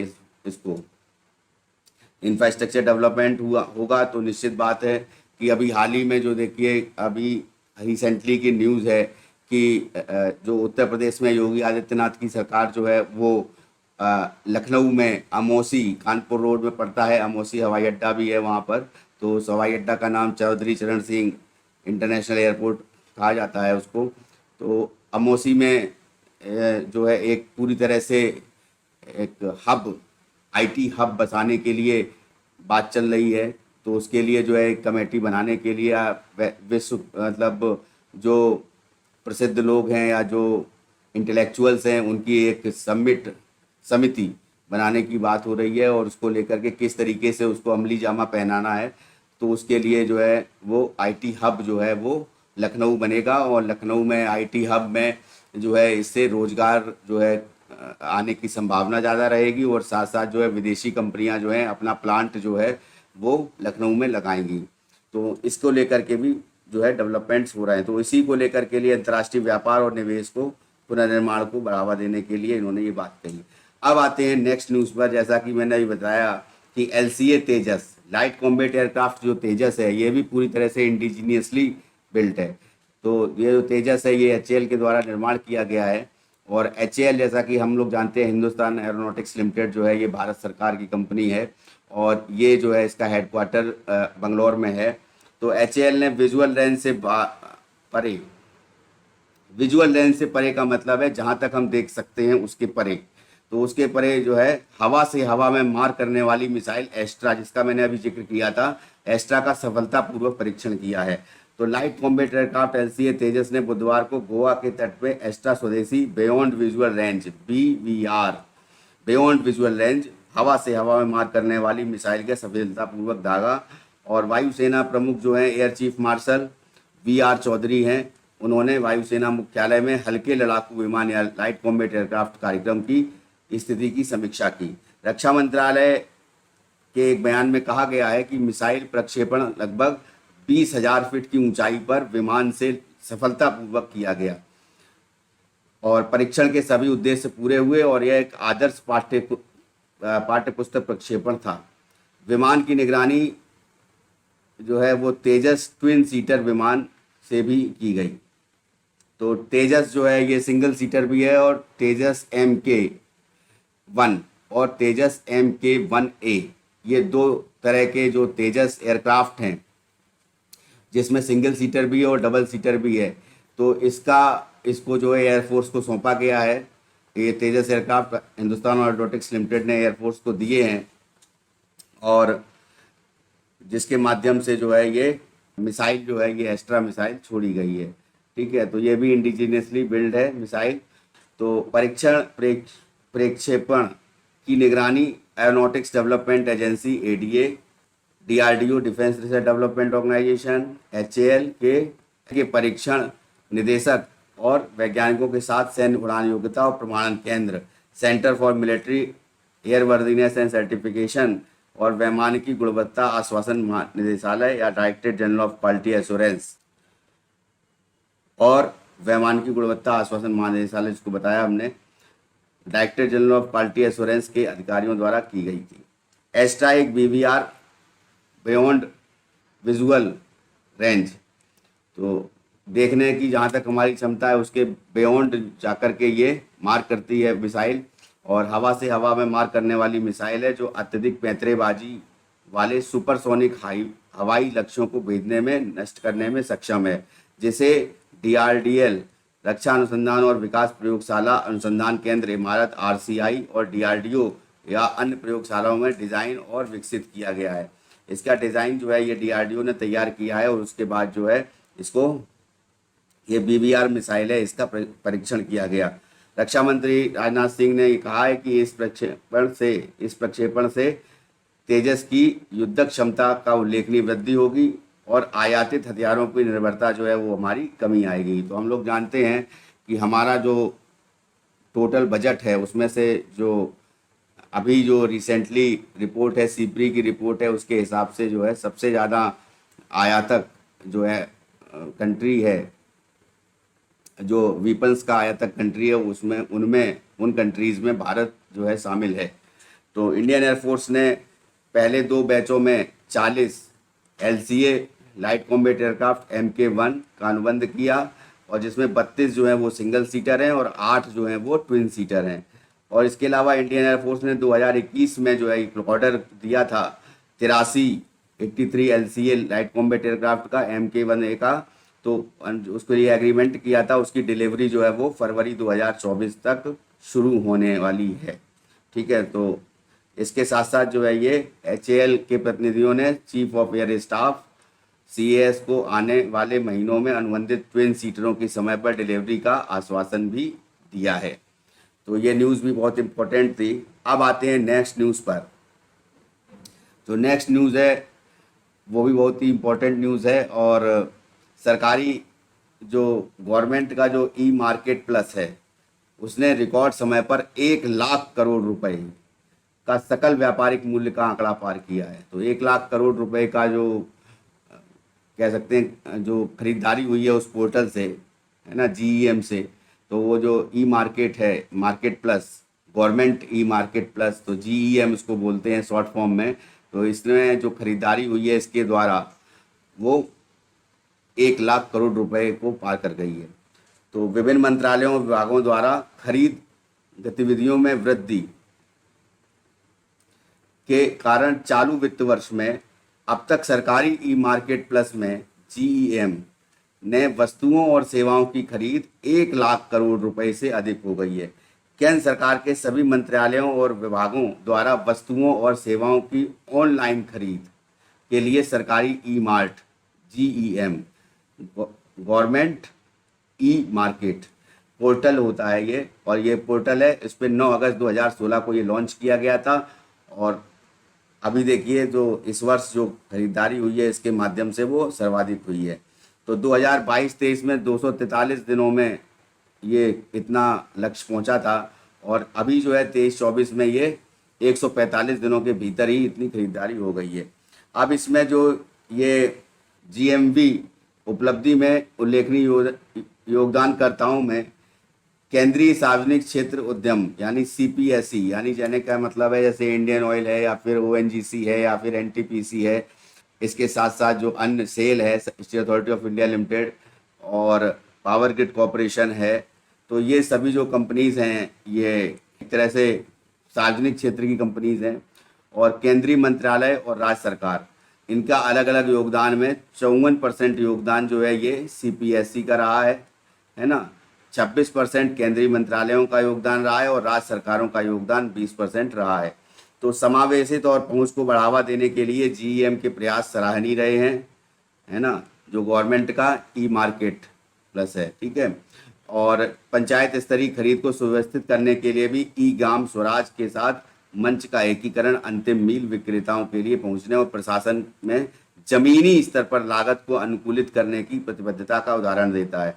तो ई ग्राम स्वराज के नाम से जो है यहाँ पे पंचायत स्तर पर भी ये यहाँ से जो है खरीदा जा सकता है ना, एक कोई भी सामान। तो पिछला वित्तीय वर्ष में जो है 2 लाख करोड़ रुपए का जीएमवी के साथ समाप्त हुआ था, और अभी एक मजबूत आधार तैयार किया। और 23-24 में जीईएम का रणनीतिक फोकस सभी स्तरों पर सरकारी खरीदारों को अपने मजबूत ई खरीद बुनियादी ढांचे में एकीकृत करने के लिए केंद्रित किया गया है, ठीक है। अब ये जो पोर्टल है, ये पोर्टल कार्यालय, स्टेशनरी से लेकर के वाहनों तक के उत्पादों की एक विस्तृत श्रृंखला प्रदान करता है। यानी ये जो जीईएम है इसके माध्यम से आप स्टेशनरी भी खरीद सकते हैं, ऑटोमोबाइल या वाहन है वो भी खरीद सकते हैं, कंप्यूटर भी ले सकते हैं, और कार्यालय का फर्नीचर भी ले सकते हैं, और परिवहन, रसद, अपशिष्ट प्रबंधन, वेबकास्टिंग, विश्लेषणात्मक सहित सेवाएं पोर्टल पर सूचीबद्ध हैं। और इस समय जो है वर्ल्ड का सबसे बड़ा, जो दुनिया का सबसे बड़ा पोर्टल है, जिसके जो दक्षिण कोरिया का है उसका नाम है KONEPS, कोनेप्स, और सेकंड नंबर पे GEBIZ है, और थर्ड पोजीशन पे हमारा भारत का जीईएम है। तो ये याद रखिएगा, ये बहुत ही इम्पोर्टेंट है। ये जो सरकारी ई मार्केट का जो पोर्टल है ये थर्ड पोजीशन पर पूरे वर्ल्ड में माना जाता है। नेक्स्ट न्यूज़ पर आते हैं। तो सरकार 1 सितंबर से 6 राज्यों और केंद्र शासित प्रदेशों में मेरा बिल मेरा अधिकार जीएसटी इनाम योजना शुरू करेगी। अब ये जीएसटी इनाम योजना जो है, मेरा बिल मेरा अधिकार, इसका जो मूल रूप से उद्देश्य क्या है? इसका उद्देश्य ये है कि जो ग्राहक है वो जब किसी शॉप पर जाता है तो वहाँ पर पक्का बिल ले, और उसमें जो जीएसटी मेंशन हो उस जीएसटी को भी उसका वहन करे, ठीक है। तो जीएसटी को, जीएसटी अमाउंट को भी उसमें बिल में शामिल हो। तो इसको एक तरह से जैसे जो जीएसटी की चोरी करते हैं या जीएसटी वो नहीं भरते हैं उसको, उनको लेकर के ये है। तो सरकार मेरा बिल मेरा अधिकार चालान प्रोत्साहन योजना शुरू करेगी, जो 1 सितंबर से 6 राज्यों और केंद्र शासित प्रदेशों से शुरू होकर 10,000 रुपये से 1 करोड़ तक नगद पुरस्कार प्रदान करती है। अब ये कब से स्टार्ट होगी? 1 सितंबर 2023 से स्टार्ट होगी, और 10,000 से लेकर 1 करोड़ रुपए तक का नगद इनाम है, और मेरा बिल मेरा अधिकार, इस तरीके से ये योजना प्रारंभ होने जा रही है। और ये 6 राज्यों और केंद्र शासित प्रदेश। 3 राज्य हैं इसमें मेनली, असम है, गुजरात है और हरियाणा है। तो ये याद रखिएगा, जब भी एग्जाम में पूछा जाएगा तो असम है, दूसरा गुजरात है, तीसरा हरियाणा है। ये 3 राज्यों में स्टार्ट होने जा रही है और 3 केंद्र शासित प्रदेश में है पांडिचेरी, दूसरा है आपका दादर नगर हवेली और तीसरा है दमन और दीव। तो ये 6 केंद्र राज्य और केंद्र शासित प्रदेश है जिसमें मेरा बिल मेरा अधिकार जीएसटी नाम योजना शुरू करेगी गवर्नमेंट। यह योजना जिसका उद्देश्य क्या है, यहाँ पे लिखा हुआ है, ग्राहकों को हर बार खरीदारी करने पर बिल मांगने के लिए प्रेरित करना। असम, गुजरात और हरियाणा राज्यों में शुरू की जाएगी और केंद्र शासित प्रदेश पुदुचेरी, दमन और दीव और दादर नगर हवेली केंद्रीय अप्रत्यक्ष कर और सीमा शुल्क बोर्ड सीबीआईसी ने ये कहा है कि यहाँ पर ये स्टार्ट होगी। तो इसे बिल मांगने का रीज़न क्या है, तो वही है कि जीएसटी जो है वो इंक्लूड होनी चाहिए, जीएसटी की चोरी को रोका जा सके। तो वस्तु और सेवा कर जीएसटी पंजीकृत आपूर्तिकर्ताओं द्वारा उपभोक्ताओं को जारी किए गए सभी चालान मेरा बिल मेरा अधिकार योजना के लिए पात्र होंगे और उसके तहत मासिक और त्रैमासिक ड्रा निकाला जाएगा और विजेता नगद इनाम पुरस्कार के लिए पात्र होंगे 10,000 रुपये से 1 करोड़ रुपए तक। लकी ड्रॉ से ये निकाला जाएगा और इसका विचार किए जाने पर लकी ड्रॉ के लिए चालान का न्यूनतम खरीद जो है वो 200 रुपये कम से कम जो है वो होनी चाहिए की खरीद, और एक व्यक्ति और 1 सितंबर से शुरू होने वाले महीने में अधिकतम 25 चालान जो है वो अपलोड कर सकते हैं। तो मैक्सिमम जो है 25 जो है वो 25 बिल जो है वो अपलोड कर सकते हैं। मेरा बिल मेरा अधिकार मोबाइल ऐप ये बनाया गया है और ये मोबाइल ऐप जो है iOS सिस्टम यानी जो भी एप्पल के मोबाइल हैं और साथ में एंड्रॉयड मोबाइल है उन दोनों प्लेटफॉर्मों पर उपलब्ध कराया जाएगा। ऐप पर अपलोड किए गए पहला इनवॉइस में क्या क्या होना चाहिए, विक्रेता का जीएसटीआईएन नंबर, तो जीएसटी नंबर होना चाहिए, फिर इनवॉइस नंबर होना चाहिए और तीसरा भुगतान की गई राशि और कर राशि होनी चाहिए, यानी टोटल राशि उसमें गिवन होनी चाहिए, भुगतान की गई राशि और कर राशि।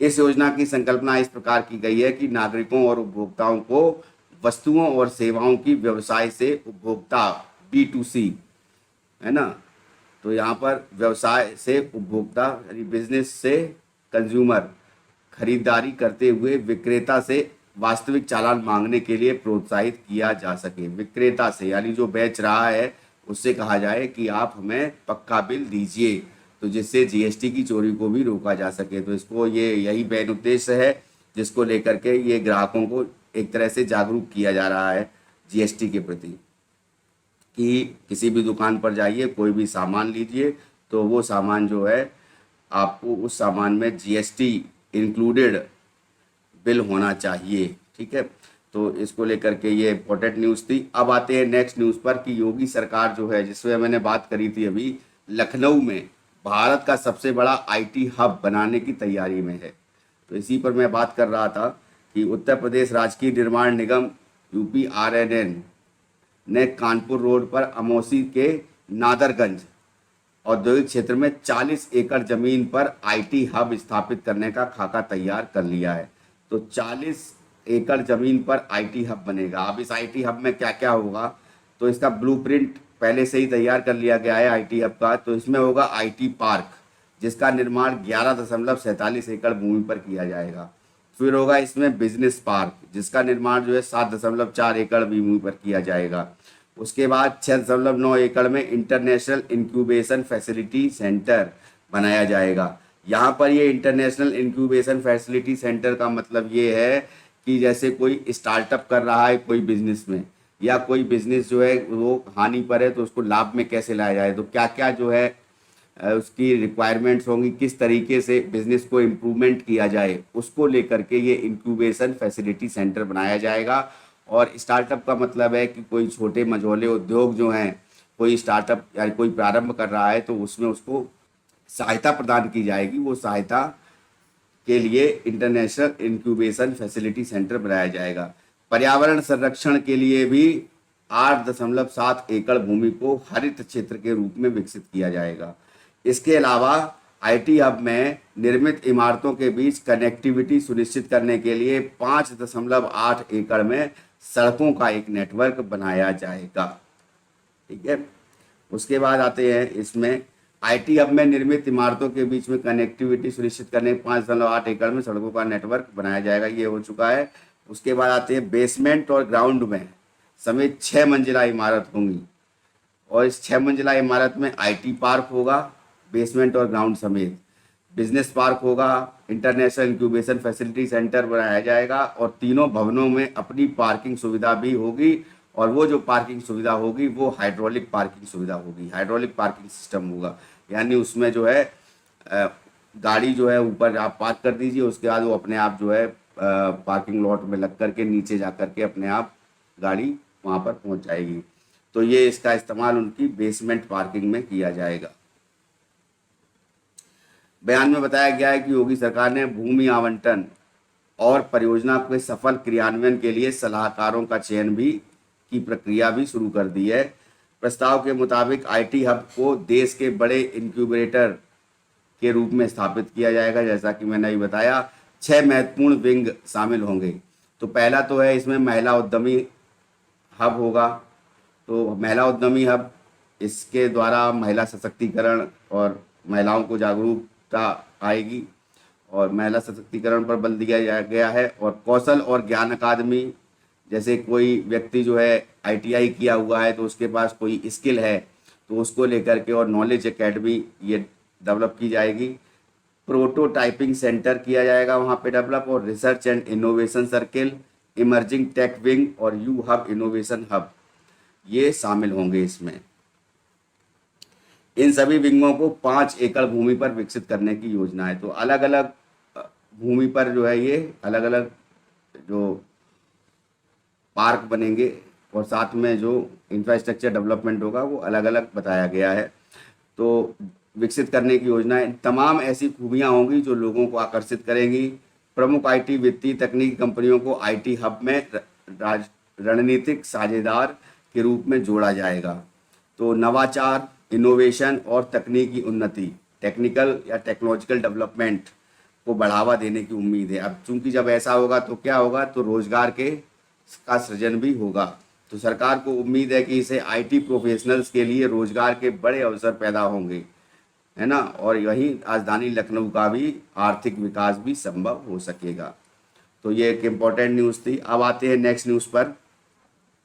नेक्स्ट न्यूज़ जो है वो अवार्ड्स को लेकर के है कि 69वां 69th राष्ट्रीय फिल्म पुरस्कार, नेशनल फिल्म अवार्ड जो हैं वो उनकी घोषणा की गई है गुरुवार को नई दिल्ली में नेशनल मीडिया सेंटर में की गई। इस समारोह में भविष्य की तारीख में आयोजित किया जाएगा यह समारोह, और कैलेंडर वर्ष 2021 में विभिन्न भाषाओं में निर्मित सर्वश्रेष्ठ भारतीय फिल्मों को सम्मानित किया जाएगा। और इसमें जो है 1 जनवरी 2021 के बीच में केंद्रीय फिल्म प्रमाणन बोर्ड CBFC है, उसके द्वारा प्रमाणित फीचर और गैर फीचर फिल्में इनको दिखाई जाएंगी, उनको सम्मिलित किया जाएगा। और 31 दिसंबर 2021 विवाद के लिए पात्र थे। तो इसमें जो है ये राष्ट्रीय फिल्म पुरस्कारों की जो सूची है ये 69th है। तो ये 2021 में इसको होना था, लेकिन बाद में जो ये पेंडेमिक हो गया कोरोना, और इसको लेकर के ये टल गया। तो बेस्ट फीचर फिल्म, तो बेस्ट फीचर फिल्म जो है इसको सर्वश्रेष्ठ फीचर रॉकेटरी है। सर्वश्रेष्ठ निर्देशक डायरेक्टर जो है निखिल महाजन गोदावरी के लिए। संपूर्ण मनोरंजन प्रदान करने वाली सर्वश्रेष्ठ लोकप्रिय फिल्म RRR। राष्ट्रीय एकता पर सर्वश्रेष्ठ फीचर फिल्म के लिए नरगिस दत्त पुरस्कार जो दिया गया है वो द कश्मीर फाइल्स को दिया गया है। सर्वश्रेष्ठ अभिनेता अल्लू अर्जुन को इसका पुरस्कार दिया गया है जो पुष्पा फिल्म से जो है। और सर्वश्रेष्ठ अभिनेत्री के लिए आलिया भट्ट को गंगूबाई काठियावाड़ी और कृति सेनन को मिमी के लिए दिया गया है। उसके बाद सर्वश्रेष्ठ सहायक अभिनेता पंकज त्रिपाठी मिमी के लिए। सर्वश्रेष्ठ सहायक अभिनेत्री पल्लवी जोशी द कश्मीर फाइल्स के लिए। सर्वश्रेष्ठ बाल कलाकार भाविन राबारी छेलो सो पटकथा के लिए शाही कबीर नायट्टू। सर्वश्रेष्ठ पटकथा रूपांतरित संजय लीला भंसाली और उत्कर्षणी वशिष्ठ को गंगूबाई काठियावाड़ी के लिए। उसके बाद जो है संवाद लेखन के लिए उत्कर्षणी वशिष्ठ और प्रकाश कपाड़िया को गंगूबाई काठियावाड़ी फिल्म के लिए दिया गया है सर्वश्रेष्ठ संवाद लेखक का। संगीत निर्देशक का जो अवार्ड है म्यूजिक डायरेक्टर का, वो देवी श्री प्रसाद को पुष्पा फिल्म के लिए दिया गया है। और सर्वश्रेष्ठ संगीत निर्देशन जो है वो पृष्ठभूमि संगीत के लिए, बैकग्राउंड म्यूजिक के लिए एम कीरवानी आर को दिया गया है। सर्वश्रेष्ठ पुरुष पार्श्व गायक जो प्लेबैक सिंगर है, सर्वश्रेष्ठ पुरुष के लिए काला भैरव को ये पुरस्कार मिला है आर पिक्चर के लिए, आर फिल्म के लिए। सर्वश्रेष्ठ महिला पार्श्व गायिका जो बेस्ट फीमेल सिंगर रही हैं वो श्रेया घोषाल को ये पुरस्कार मिला है इराविन निजल के लिए, निजल को भी। और सर्वश्रेष्ठ गीत जो है वो चंद्र बोस को कोंडा पोलम का धम धम धम है। सर्वश्रेष्ठ हिंदी फिल्म जो सरदार उधम मानी गई है। और सर्वश्रेष्ठ बाल फिल्म पुरस्कार जो है ये गांधी एंड कंपनी को दिया गया है। तो इसमें हमको मेनली जो है कुछ ही जो खास पुरस्कार है उनको याद रखना है। बेस्ट फिल्म कौन सी थी, बेस्ट एक्टर कौन से थे, एक्ट्रेस कौन सी थी, कौन सी फिल्म के थे, और साथ साथ जो है म्यूजिक डायरेक्टर और सिंगर्स कौन कौन से थे। तो ये जो कुछ खास अवार्ड है उनको हमको ये याद रखना है। और कोविड-19 महामारी के कारण पुरस्कार समारोह में 2 साल की देरी हुई है। और ये 1954 में ये स्थापित किया गया था, ये पुरस्कार नेशनल पुरस्कार, राष्ट्रीय फिल्म पुरस्कार। और ये फिल्म महोत्सव निदेशालय द्वारा ये स्थापित किया गया था। पहली जो सर्वश्रेष्ठ फीचर फिल्म थी, वो जो पहला जो नेशनल अवार्ड मिला था 1954 में, वो मराठी फिल्म थी जिसका नाम था श्यामची आई। और राष्ट्रीय फिल्म पुरस्कार पाने वाले इतिहास में सबसे अधिक पुरस्कार जो मिले हैं वो 2002 में लगान फिल्म आई थी जो आमिर खान की थी, उसको 8 सम्मान प्राप्त हुए थे सर्वश्रेष्ठ राष्ट्रीय फिल्म पुरस्कार में। ठीक है, सबसे अधिक पुरस्कार प्राप्त किए थे। तो अब आते हैं नेक्स्ट न्यूज़ पर। ये जो नेक्स्ट न्यूज़ है ये रक्षा अधिग्रहण परिषद को लेकर के है कि रक्षा अधिग्रहण परिषद ने सशस्त्र बलों को परिचालन क्षमताओं को बढ़ाने के लिए 7800 करोड़ रुपए के प्रस्तावों को मंजूरी दी है।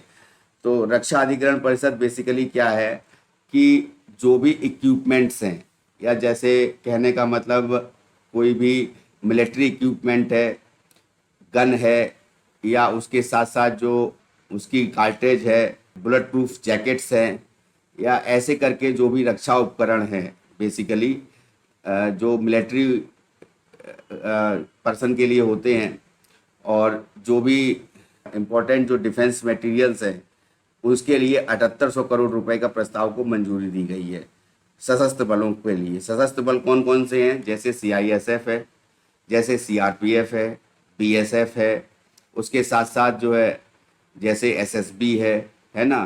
तो ये सभी जो सशस्त्र बल है, जैसे रैपिड एक्शन फोर्स है, RAF है, तो उनके लिए 7800 करोड़ रुपए प्रस्ताव को मंजूरी दी गई है।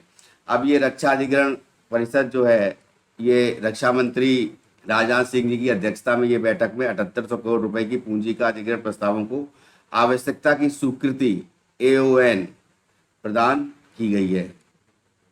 उसके बाद भारतीय वायुसेना की दक्षता को बढ़ाने के लिए, अभी इसमें देखिए इंडियन एयरफोर्स की जो दक्षता है उसको बढ़ाने के लिए क्या क्या है, DAC मैंने बाय इंडियन IDDM श्रेणी के तहत MI-17V5 हेलीकॉप्टरों पर इलेक्ट्रॉनिक वारफेयर EW सूट की खरीद और स्थापना के लिए AON प्रदान किया गया है। हेलीकॉप्टरों के बेहतर उत्तरजीविता की वृद्धि होगी इससे। तो EW सूट जो है ये भारत इलेक्ट्रॉनिक्स लिमिटेड से BEL से खरीदा जाएगा। उसके बाद इस अधिग्रहण परिषद में मशीनीकृत पैदल सेना के लिए, मशीनीकृत बख्तरबंद रेजिमेंटों के लिए एक ग्राउंड आधारित स्वायत्त प्रणाली की खरीद के लिए AON प्रदान किया गया है। मानव रहित निगरानी के लिए गोला बारूद, ईंधन, पुर्जों की रसद डिलीवरी, युद्ध के मैदान पर हताहतों की निकासी के लिए विभिन्न कार्यों को सक्षम करेगा।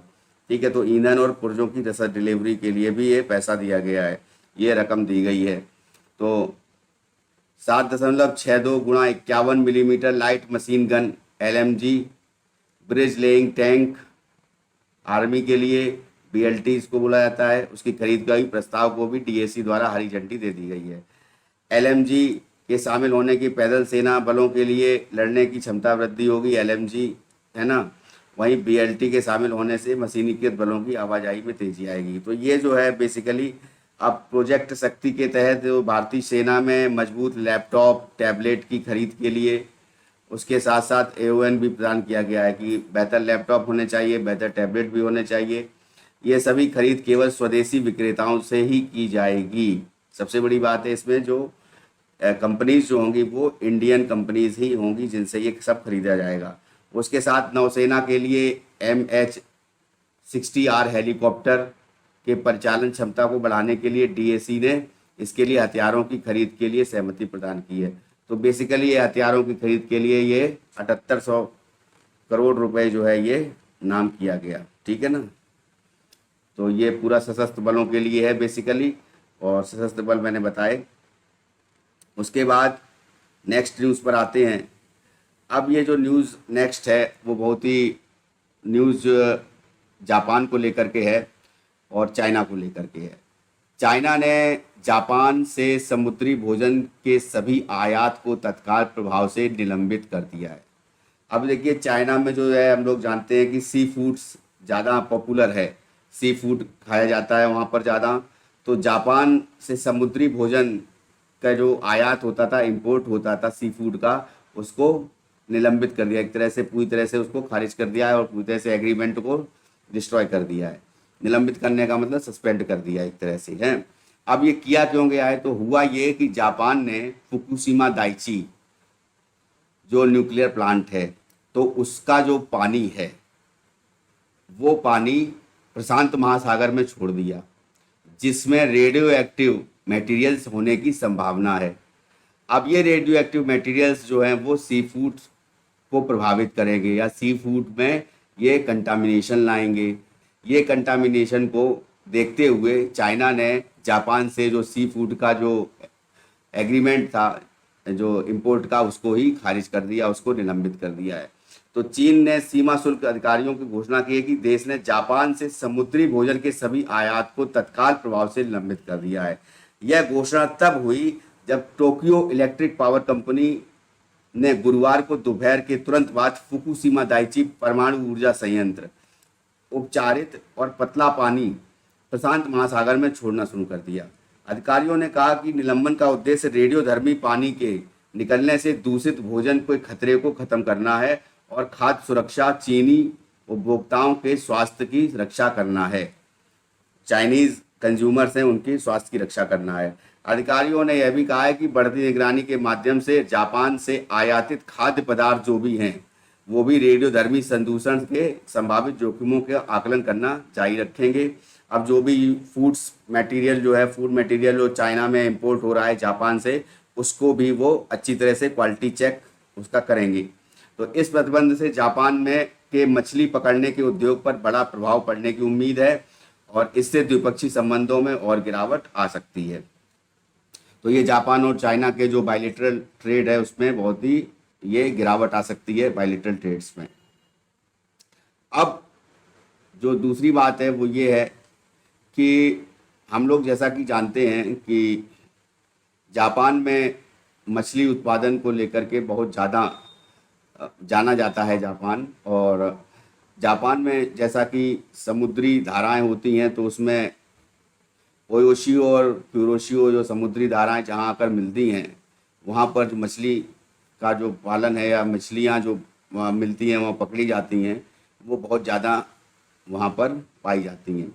तो जो सी फूड को जो है वो यहाँ पर बैन कर दिया गया है, तो उसको मछली पकड़ने के उद्योग पर बड़ा प्रभाव पड़ने की इसीलिए उम्मीद है यहाँ पे। ठीक है, अब आते हैं नेक्स्ट इम्पोर्टेंट न्यूज़ पर, पीएम गति शक्ति। अभी जो मैंने बताया था आपको, पीएम गति शक्ति योजना जो है ये नेटवर्क प्लानिंग ग्रुप के तहत नेटवर्क प्लानिंग ग्रुप की बैठक में 4 बुनियादी ढांचा परियोजनाओं की सिफारिश की गई। पीएम गति शक्ति जो परियोजना है वो बेसिकली इंफ्रास्ट्रक्चर डेवलपमेंट को लेकर के है, रेलवे को लेकर के है और सड़कों को लेकर के है। एक्सप्रेसवे हैं या जो सड़कों का निर्माण होना है वेलोसिटी से, बहुत ही अच्छी मतलब गति से होना चाहिए, तो उसके लिए पीएम गति शक्ति योजना जो है ये लॉन्च की गई थी। तो इसका 54वां नेटवर्क प्लानिंग ग्रुप की बैठक हुई है जिसमें 7,600 करोड़ रुपए से अधिक की 4 बुनियादी ढांचा परियोजनाओं की सिफारिश की गई है। बैठक की अध्यक्षता नई दिल्ली में उद्योग और आंतरिक व्यापार संवर्धन विभाग के विशेष सचिव सुमिता डाबरा ने की।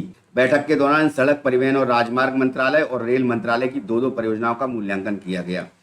अब इसमें नेटवर्क प्लानिंग ग्रुप में क्या है, केरल में भारतमाला परियोजना के तहत 4,767 करोड़ रुपए से अधिक के लागत की 4 लेन 4 लेन तिरुवनंतपुरम आउटडोर रिंग रोड की जांच की। तो तिरुवनंतपुरम आउटर रिंग रोड जो है इसको बनाया जाएगा, इसकी जांच करी गई। और इस परियोजना से यह परियोजना क्या होगा कि गलियारा जो मुंबई कन्याकुमारी आर्थिक गलियारा है उसका ये एक हिस्सा है। यह परियोजना उत्तरी क्षेत्र में पूर्वी क्षेत्र को सुचारू रूप से और तेज कनेक्टिविटी प्रदान करने के लिए आवश्यक है और आर्थिक रूप से पिछड़े क्षेत्रों में आर्थिक विकास को बढ़ावा देगी। उसी क्रम में योजना समूह ने 799 करोड़ रुपए से अधिक की परियोजना लागत के राजस्थान में पुष्कर से मेड़ता के बीच एक नई ब्रॉड गेज रेलवे लाइन पर भी विचार विमर्श किया है और प्रस्तावित नई लाइन मध्य भारत से उत्तरी भारत के साथ साथ पश्चिमी सीमा तक सीधी कनेक्टिविटी प्रदान करेगी। तो ये बेसिकली पीएम गति शक्ति जो है ये डेवलपमेंट को लेकर है कि जो रोड डेवलपमेंट्स हैं उनको कैसे, मतलब रोड्स को कैसे इम्प्रूव किया जाए, अच्छा बनाया जाए, और दूसरा जो है रोड्स को कैसे अच्छा बनाया जाए, और दूसरा जो है ये रेलवे लाइन को भी किस तरीके से बेहतर बनाया जाए ताकि उसकी कनेक्टिविटी जो हो वो सभी शहरों से होकर जाए। इसको लेकर के ये गति शक्ति योजना थी, उसके बारे में था। अब आते हैं नेक्स्ट न्यूज़ पर। ऑफलाइन मोड में छोटे मूल्य के भुगतान के लिए लेन देन सीमा बढ़ाकर 500 रुपये कर दी गई। अब हम लोग जानते हैं कि यूपीआई लाइट है, तो उसके लिए अब जो ऑफलाइन मोड पर जो है छोटा भुगतान करना है तो 500 रुपये कर दी गई है। पहले 200 रुपये थी, वो इसलिए की गई ताकि डिजिटल जो ट्रांजैक्शन है उसको बढ़ावा मिल सके। तो रिजर्व बैंक ने ऐसा किया है। तो रिजर्व बैंक ने गुरुवार को उन क्षेत्रों में यूपीआई लाइट वॉलेट के उपयोग को बढ़ावा देने के लिए ऑफलाइन भुगतान लेन देन की ऊपरी सीमा को मौजूदा 200 रुपये से बढ़ाकर 500 रुपये कर दिया है, जहां इंटरनेट कनेक्टिविटी कमज़ोर है या उपलब्ध नहीं है। तो ये इसलिए किया गया ताकि जो है 200 रुपये से 500 रुपये कर दिया गया है ताकि वहाँ पर जहाँ पे इंटरनेट कनेक्टिविटी कमज़ोर है वहाँ पर यूपीआई लाइट का प्रयोग हो सके। तो हालांकि भुगतान साधन पर ऑफलाइन लेन देन की कुल सीमा किसी भी समय 2,000 रुपये रहती है। यूपीआई के छोटे मूल्य के लेन देन को गति बढ़ाने के लिए बैंकों को प्रसंस्करण संसाधनों को अनुकूलित करने के लिए सितंबर 2022 में यूपीआई लाइट नामक एक नया ऑन डिवाइस वॉलेट लॉन्च किया गया था, जिसे लेन देन विफलताओं को कम किया जा सके। यूपीआई लाइट की लोकप्रियता हासिल की है और वर्तमान में प्रति माह में 10 मिलियन से अधिक लेन देन की प्रक्रिया करता है। इस महीने के शुरुआत में आरबीआई ने यूपीआई लाइट के उपयोग को बढ़ावा देने के लिए नियर फील्ड कम्युनिकेशन एनएफसी तकनीक का उपयोग करके ऑफलाइन लेन देन की सुविधा देने का प्रस्ताव दिया था। यानी जो लेन देन होगा वो ऑफलाइन, ठीक है, इसी के माध्यम से। तो एनएफसी के माध्यम से लेन देन के लिए पिन सत्यापन की आवश्यकता नहीं होती है, इसके लिए पिन की आवश्यकता नहीं होती है। नेक्स्ट न्यूज़ पर आते हैं। मनरेगा को लेकर के है कि मनरेगा के लिए आधार आधारित भुगतान के अनिवार्य उपयोग की समय सीमा 31 अगस्त से आगे नहीं बढ़ाई जाएगी। अब मनरेगा में जो मनरेगा खाता है उसमें जो लोगों के पैसे आते हैं, तो जो 100 दिन का रोजगार को लेकर के जो महात्मा गांधी की जो मनरेगा स्कीम है, इसको बोला जाता है जो रोजगार गारंटी योजना है। अब इसमें आधार सीडिंग होना था कि ये जो अकाउंट्स हैं उनमें आधार सीडिंग का मतलब है कि आधार की डिटेल्स जो है वो फिल होनी थी। उसको लेकर के जो डेट्स थी वो बढ़ाई जा रही थी और अब जो है वो डेट 31 अगस्त से आगे नहीं बढ़ाई जाएगी। तो जो भी आधार सीडिंग, जो भी मनरेगा से संबंधित जो मजदूर हैं, जो कार्य करते हैं, जिनको मनरेगा से पैसा आता है, वो 31 अगस्त से पहले आधार सीडिंग करवा लें अपने बैंक में, या आधार नंबर अपने बैंक में प्रोवाइड करा दे ताकि वो खाते से जुड़ जाए और जो डायरेक्ट बेनिफिट ट्रांसफ़र है वो हो पाए, डीबीटी का लाभ वो ले पाएँ। तो सरकारी सूत्रों ने कहा है कि राष्ट्रीय ग्रामीण नौकरी गारंटी योजना, रोजगार गारंटी योजना के तहत श्रमिकों को भुगतान के एकमात्र तरीके के रूप में आधार आधारित भुगतान प्रणाली को लागू करने की समय सीमा 31 अगस्त से आगे नहीं बढ़ाई जाएगी। केंद्र सरकार ने इस साल जनवरी में महात्मा गांधी राष्ट्रीय ग्रामीण रोजगार गारंटी योजना के तहत नामांकन लोगों की मजदूरी का भुगतान करने के लिए आधार आधारित भुगतान प्रणाली ABPS का उपयोग अनिवार्य कर दिया है। ठीक है ना। अब इसमें आधार सीडिंग होना मस्ट है। तो ये आधार बेस्ड पेमेंट सिस्टम जो है ये अनिवार्य कर दिया गया है ABPS। तो आधार बेस्ड पेमेंट सिस्टम मोड को अनिवार्य रूप से अपनाने की प्रारंभिक समय सीमा 1 फरवरी थी, फिर उसके बाद 31 मार्च बढ़ाई गई, फिर 30 जून बढ़ाई गई और अभी अंततः 31 अगस्त तक बढ़ा दिया गया था। अब ये नहीं बढ़ाया जाएगा, ऐसा सरकार का कहना है। हालांकि ग्रामीण विकास मंत्रालय के अधिकारियों ने कहा है कि समय सीमा को आगे नहीं बढ़ाया जाएगा क्योंकि 90% आधार सीडिंग हो चुकी है। तो 90% से अधिक सक्रिय श्रमिकों के खाते पहले ही आधार से जुड़े हुए हैं। जून में मंत्रालय द्वारा जारी एक बयान के अनुसार 14.28 करोड़ सक्रिय लाभार्थियों को 13.75 करोड़ को आधार संख्या से जोड़ा गया था। ठीक है। तो 14.28 करोड़ जो लाभार्थी थे, मनरेगा का पैसा जो आता था इनका अकाउंट में, उस अकाउंट में 13.75 करोड़ जो हैं उन्होंने आधार सीडिंग उनकी हो चुकी है, यानी आधार संख्या उन्होंने दे दी है। तो आधार से उसको जोड़ दिया गया है। अब बचे कुछ, तो मंत्रालय ने ये के अनुसार ये भी है कि 12.17 करोड़ आधार नंबर प्रमाणित किए गए हैं और 77.81% से ABPS के लिए योग्य पाया गया है। ठीक है। तो इसमें 77% लगभग योग्य है। तो 12.17 करोड़ आधार नंबर प्रमाणित किए गए हैं। मई 2023 में 88% वेतन भुगतान जो है ये ABPS के माध्यम से किया गया था। मंत्रालय ने यह भी कहा है कि मनरेगा वाली जो योजना है MNREGA या एक्ट जो है GS के लाभार्थियों को जारी करे गए जॉब कार्ड का डाटा इस आधार पर नहीं हटाया जा सकता कि कार्यकर्ता ABPS के लिए पात्र नहीं है, तो उसका डाटा नहीं हटाया जा सकता। हाल ही में संपन्न मानसून सत्र में ग्रामीण विकास मंत्री हैं गिरिराज सिंह, उन्होंने एक लिखित उत्तर में कहा था कि 1.13 करोड़ मनरेगा श्रमिकों या योजना के तहत कुल सक्रिय श्रमिकों में से 8% के बैंक खातों में अभी भी पैसा जमा नहीं किया गया है। तो 8% के बैंक खातों में पैसा अभी भी नहीं आया है, जिसमें मेनली जो है वो उत्तर पूर्वी राज्य है, नॉर्थ ईस्ट स्टेट हैं, जिसमें असम जो है वो 42% से अधिक, अरुणाचल प्रदेश 23%, मेघालय 70% और नागालैंड 37%। सबसे ज़्यादा मेघालय है ना। इनके श्रमिकों के खातों को आधार संख्या से नहीं जोड़ा गया है। ठीक है। प्रत्यक्ष खाता हस्तांतरण मोड यानी डायरेक्ट बेनिफिट ट्रांसफर जो है DBT के साथ एक वैकल्पिक भुगतान मोड के रूप में ABPS 2017 से मनरेगा के तहत उपयोग में है। मंत्रालय के अधिकारियों ने यह भी कहा है कि राज्यों को 100% ABPS अपनाने के लिए शिविर आयोजित करने और लाभार्थियों के साथ अनुवर्ती कार्रवाई करने के लिए कहा गया है कि जो शिविर आयोजित कीजिए और उन शिविरों के माध्यम से उनके आधार कार्ड को आधार सीडिंग करिए अकाउंट से, जो मनरेगा का अकाउंट है, ताकि डायरेक्ट बेनिफिट ट्रांसफर का वो लाभ ले सकें वो मजदूर। नेक्स्ट न्यूज़ पर आते हैं।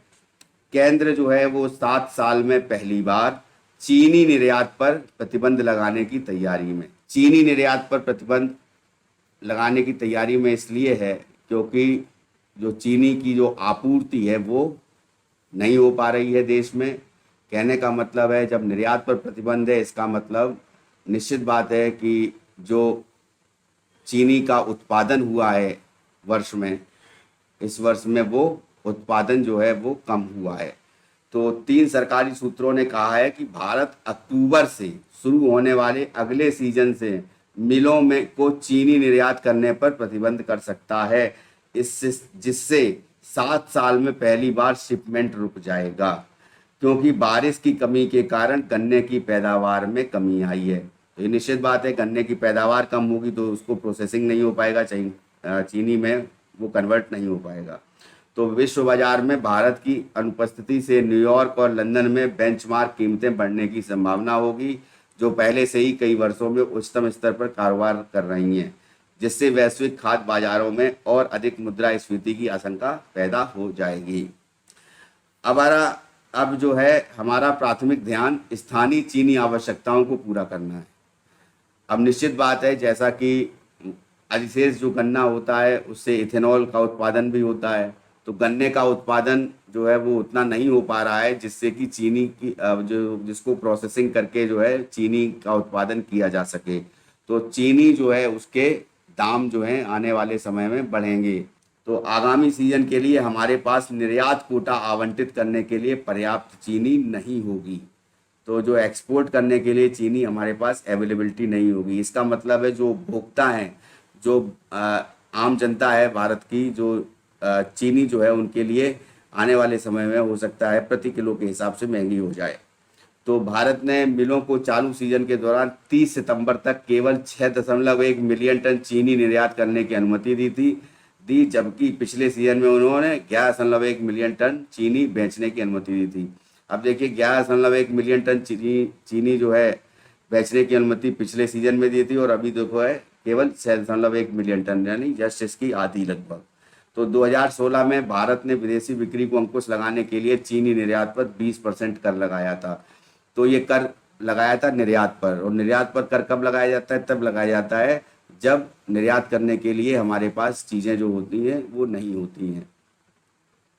ठीक है। तो मौसम विभाग के अनुसार पश्चिमी राज्य महाराष्ट्र में और दक्षिणी राज्य कर्नाटक में शीर्ष गन्ना उत्पादक जिले जो हैं, जो कि भारत के कुल चीनी उत्पादन के आधे से अधिक हिस्सा हैं, में मानसून की बारिश इस साल अब तक औसत से 50% कम रही है। तो कम बारिश से 2023-24 सीजन में चीनी उत्पादन में कटौती हुई है, यानी उत्पादन इतना नहीं हुआ है जितना होना चाहिए।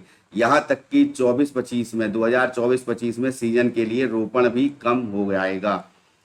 इस सप्ताह स्थानीय चीनी की कीमतें लगभग 2 वर्षों में अपने उच्चतम स्तर पर पहुंच गई हैं, जिससे सरकार को मिलों को अगस्त में अतिरिक्त 2 लाख टन बेचने की अनुमति मिल गई है। तो सरकार जो है मिलों को 2 लाख टन चीनी बेचेगी। उसके बाद खाद्य मुद्रास्फीति एक चिंता का विषय है। चीनी की कीमतों में हालिया बढ़ोतरी ने निर्यात की किसी संभावना को ख़त्म किया है। तो चीनी की जो टोटल रिक्वायरमेंट है इंडिया में वो बढ़ गई है, और चूंकि प्रोडक्शन कम हुआ है तो जो इंटरनल रिक्वायरमेंट है, जो भारत की जनता के लिए जो चीनी की रिक्वायरमेंट है वो ही फुलफिल हो जाए तो वो ज़्यादा इम्पोर्टेंट है। तो इसके लिए निर्यात को भी बैन रखा गया है, निर्यात को रोक दिया गया है। तो भारत में खुदरा मुद्रास्फीति जो है जुलाई में 15 महीनों में उच्चतम स्तर पर 7.44% पर पहुंच गई। अब इस खुदरा मुद्रास्फीति में ये खाद्य जो मुद्रास्फीति है, फूड की जो इन्फ्लेशन है, वो 11.5% हो गई है, जो 3 वर्षों में सबसे अधिक है। 2023-24 के सीजन में भारत का चीनी उत्पादन 3.3% गिरकर 31.7 मिलियन टन हो सकता है। ऐसा कहा गया है कि इसमें 3% जो है वो गिरावट आ सकती है। हमने पिछले 2 वर्षों में मिलों को बड़ी मात्रा में चीनी निर्यात करने की अनुमति दी है, लेकिन हमें पर्याप्त आपूर्ति और स्थिर कीमतें भी सुनिश्चित करनी होंगी। भारत ने पिछले महीने गैर बासमती सफ़ेद चावल के निर्यात पर प्रतिबंध लगाकर खरीदारों को आश्चर्यचकित कर दिया था, और नई दिल्ली ने पिछले हफ्ते प्याज के निर्यात पर 40% शुल्क भी लगाया, क्योंकि इस साल के अंत में राज्य चुनावों से पहले खाद्य कीमतों को शांत करने की कोशिश की जा रही है। थाईलैंड में कम उत्पादन से शिपमेंट में भी कमी आने की उम्मीद है, और प्रमुख उत्पादक जो ब्राज़ील है, तो ब्राज़ील जो है वो चीनी के लिए जाना जाता है, और उसके लिए जो है अकेले ब्राज़ील जो है ये इस अंतर को भरने में सक्षम नहीं होगा। अब आते हैं नेक्स्ट न्यूज़ पर। शतरंज की बात करते हैं। जो फिडे के द्वारा इंटरनेशनल वर्ल्ड चेस चैंपियनशिप हो रही थी, जो वर्ल्ड कप हो रहा था 2023 का, उसमें हमने देखा था कि मैग्नस कार्लसन और प्रज्ञानंद जो है उनके बीच में 2 मैच लगातार 2 दिन टाई हुए थे, और 2 मैच के बाद में जो तीसरा मैच खेला गया तो उसमें प्रज्ञानंद हार गए, और इस प्रकार जो मैग्नस कार्लसन हैं, जो नॉर्वे के खिलाड़ी हैं, उन्होंने जो चेस का वर्ल्ड कप है 2023 का, वो जीत लिया है।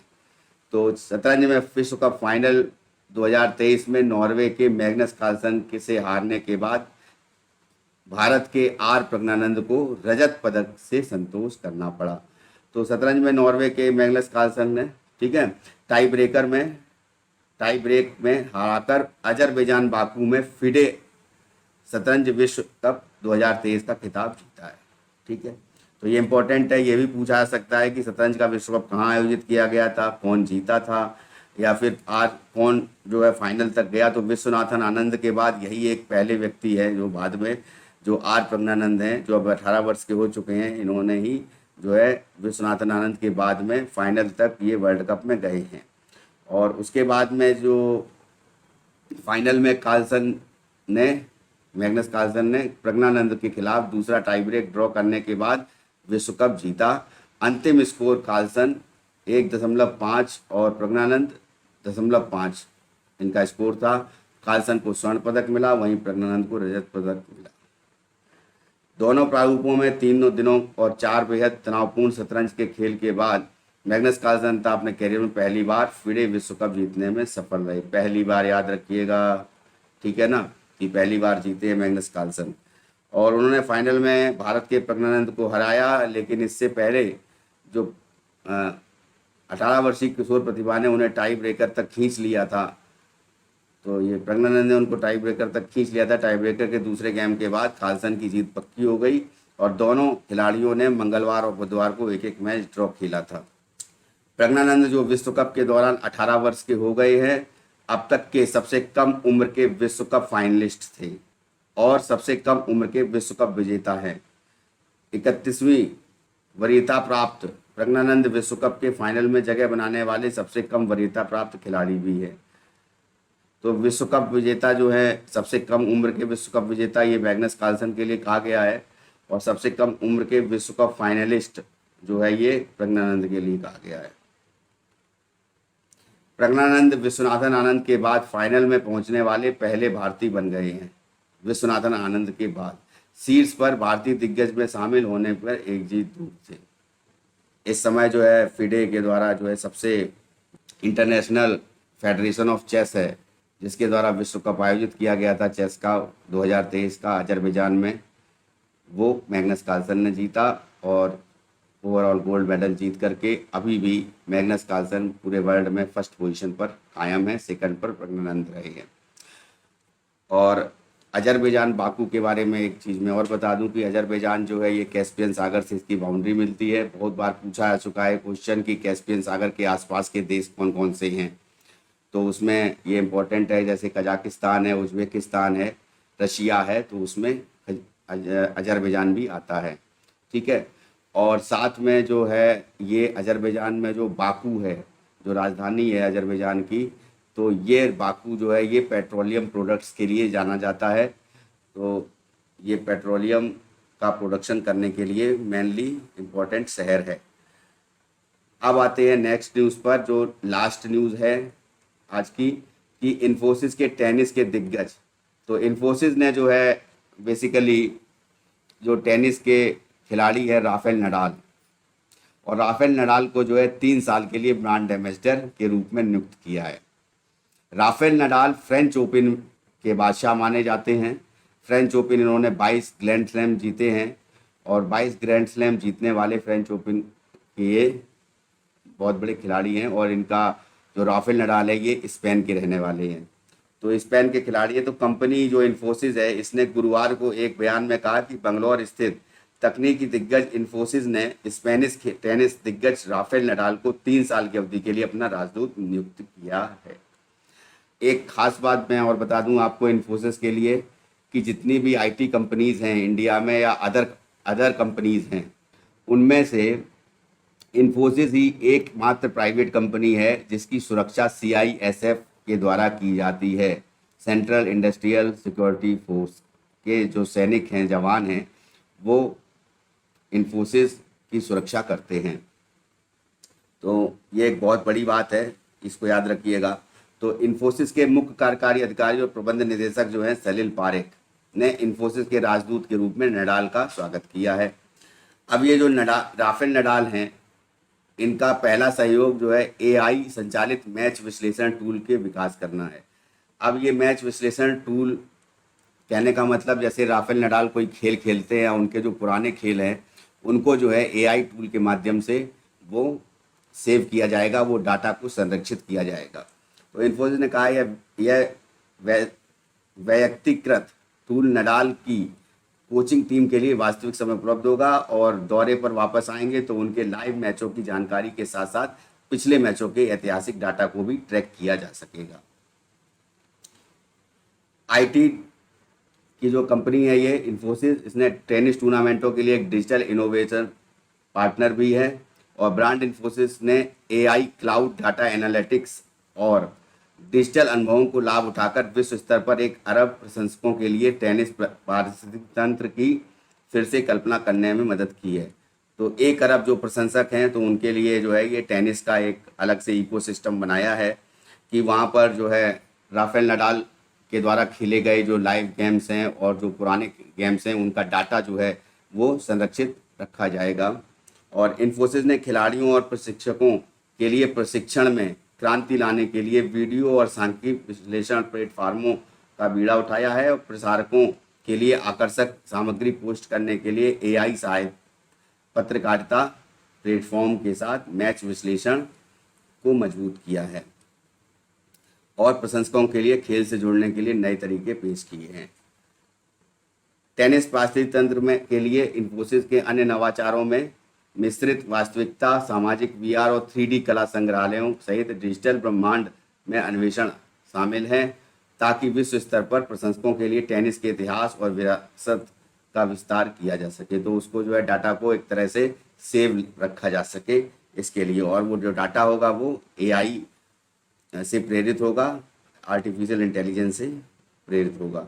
तो ये इन्फोसिस ने इसको लेकर के जो कार्बन ट्रैकर भी लॉन्च किया है, तो जिससे जो एटीपी खिलाड़ियों के दौरे पर अपनी यात्रा के दौरान उत्सर्जन को ट्रैक करने और उनकी भरपाई करने की सुविधा मिलेगी। कार्बन उत्सर्जन को ट्रैक कर पाएंगे वो कि कितना उत्सर्जन वो कर रहे हैं।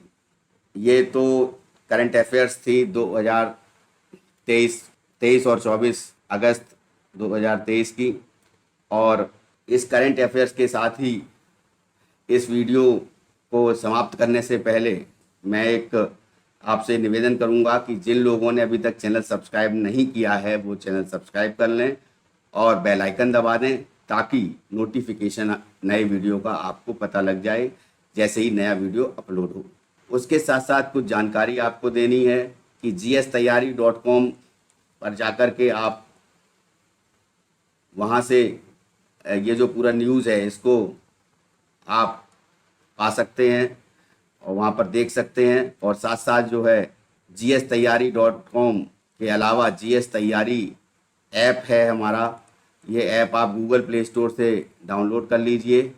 इस ऐप में हालांकि gstayari.com जो पोर्टल है उसमें भी आपको प्रीवियस ईयर पेपर मिल जाएंगे सारे एग्ज़ाम्स के, साथ साथ में एग्ज़ाम्स किस तरह से होते हैं तो हर एग्ज़ाम का एग्ज़ाम पैटर्न मिल जाएगा, चाहे वो UPSSC का पीईटी का हो या टेट का हो या फिर IAS का हो, PCS का हो, SSC के स्टेनोग्राफर का हो, CGL का हो, CHSL का हो, जितना भी जो भी एग्ज़ाम होते हैं उनके आपको एग्ज़ाम पैटर्न और साथ साथ सिलेबस के बारे में जानकारी उसमें दी गई है।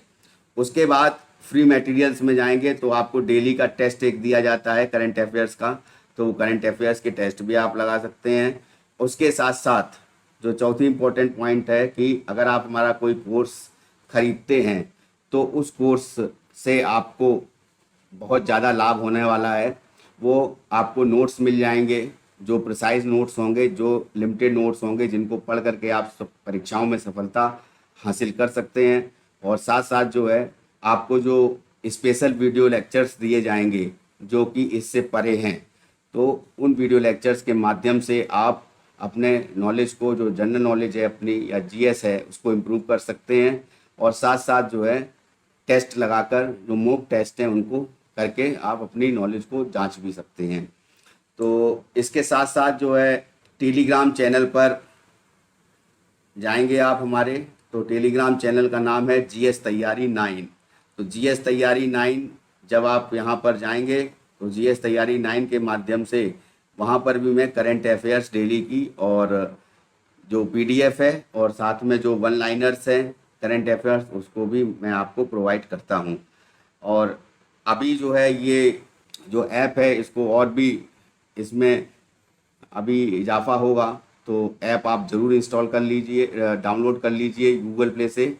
और साथ में डाउनलोड करने के बाद में उसको उस पर एक मोबाइल नंबर आप डालेंगे, फिर ओटीपी आएगा तो आप वो ऐप को जो है एक्सेस कर पाएंगे। इसके बाद में एक ऐप और है जीएस तैयारी एग्ज़ाम पोर्टल।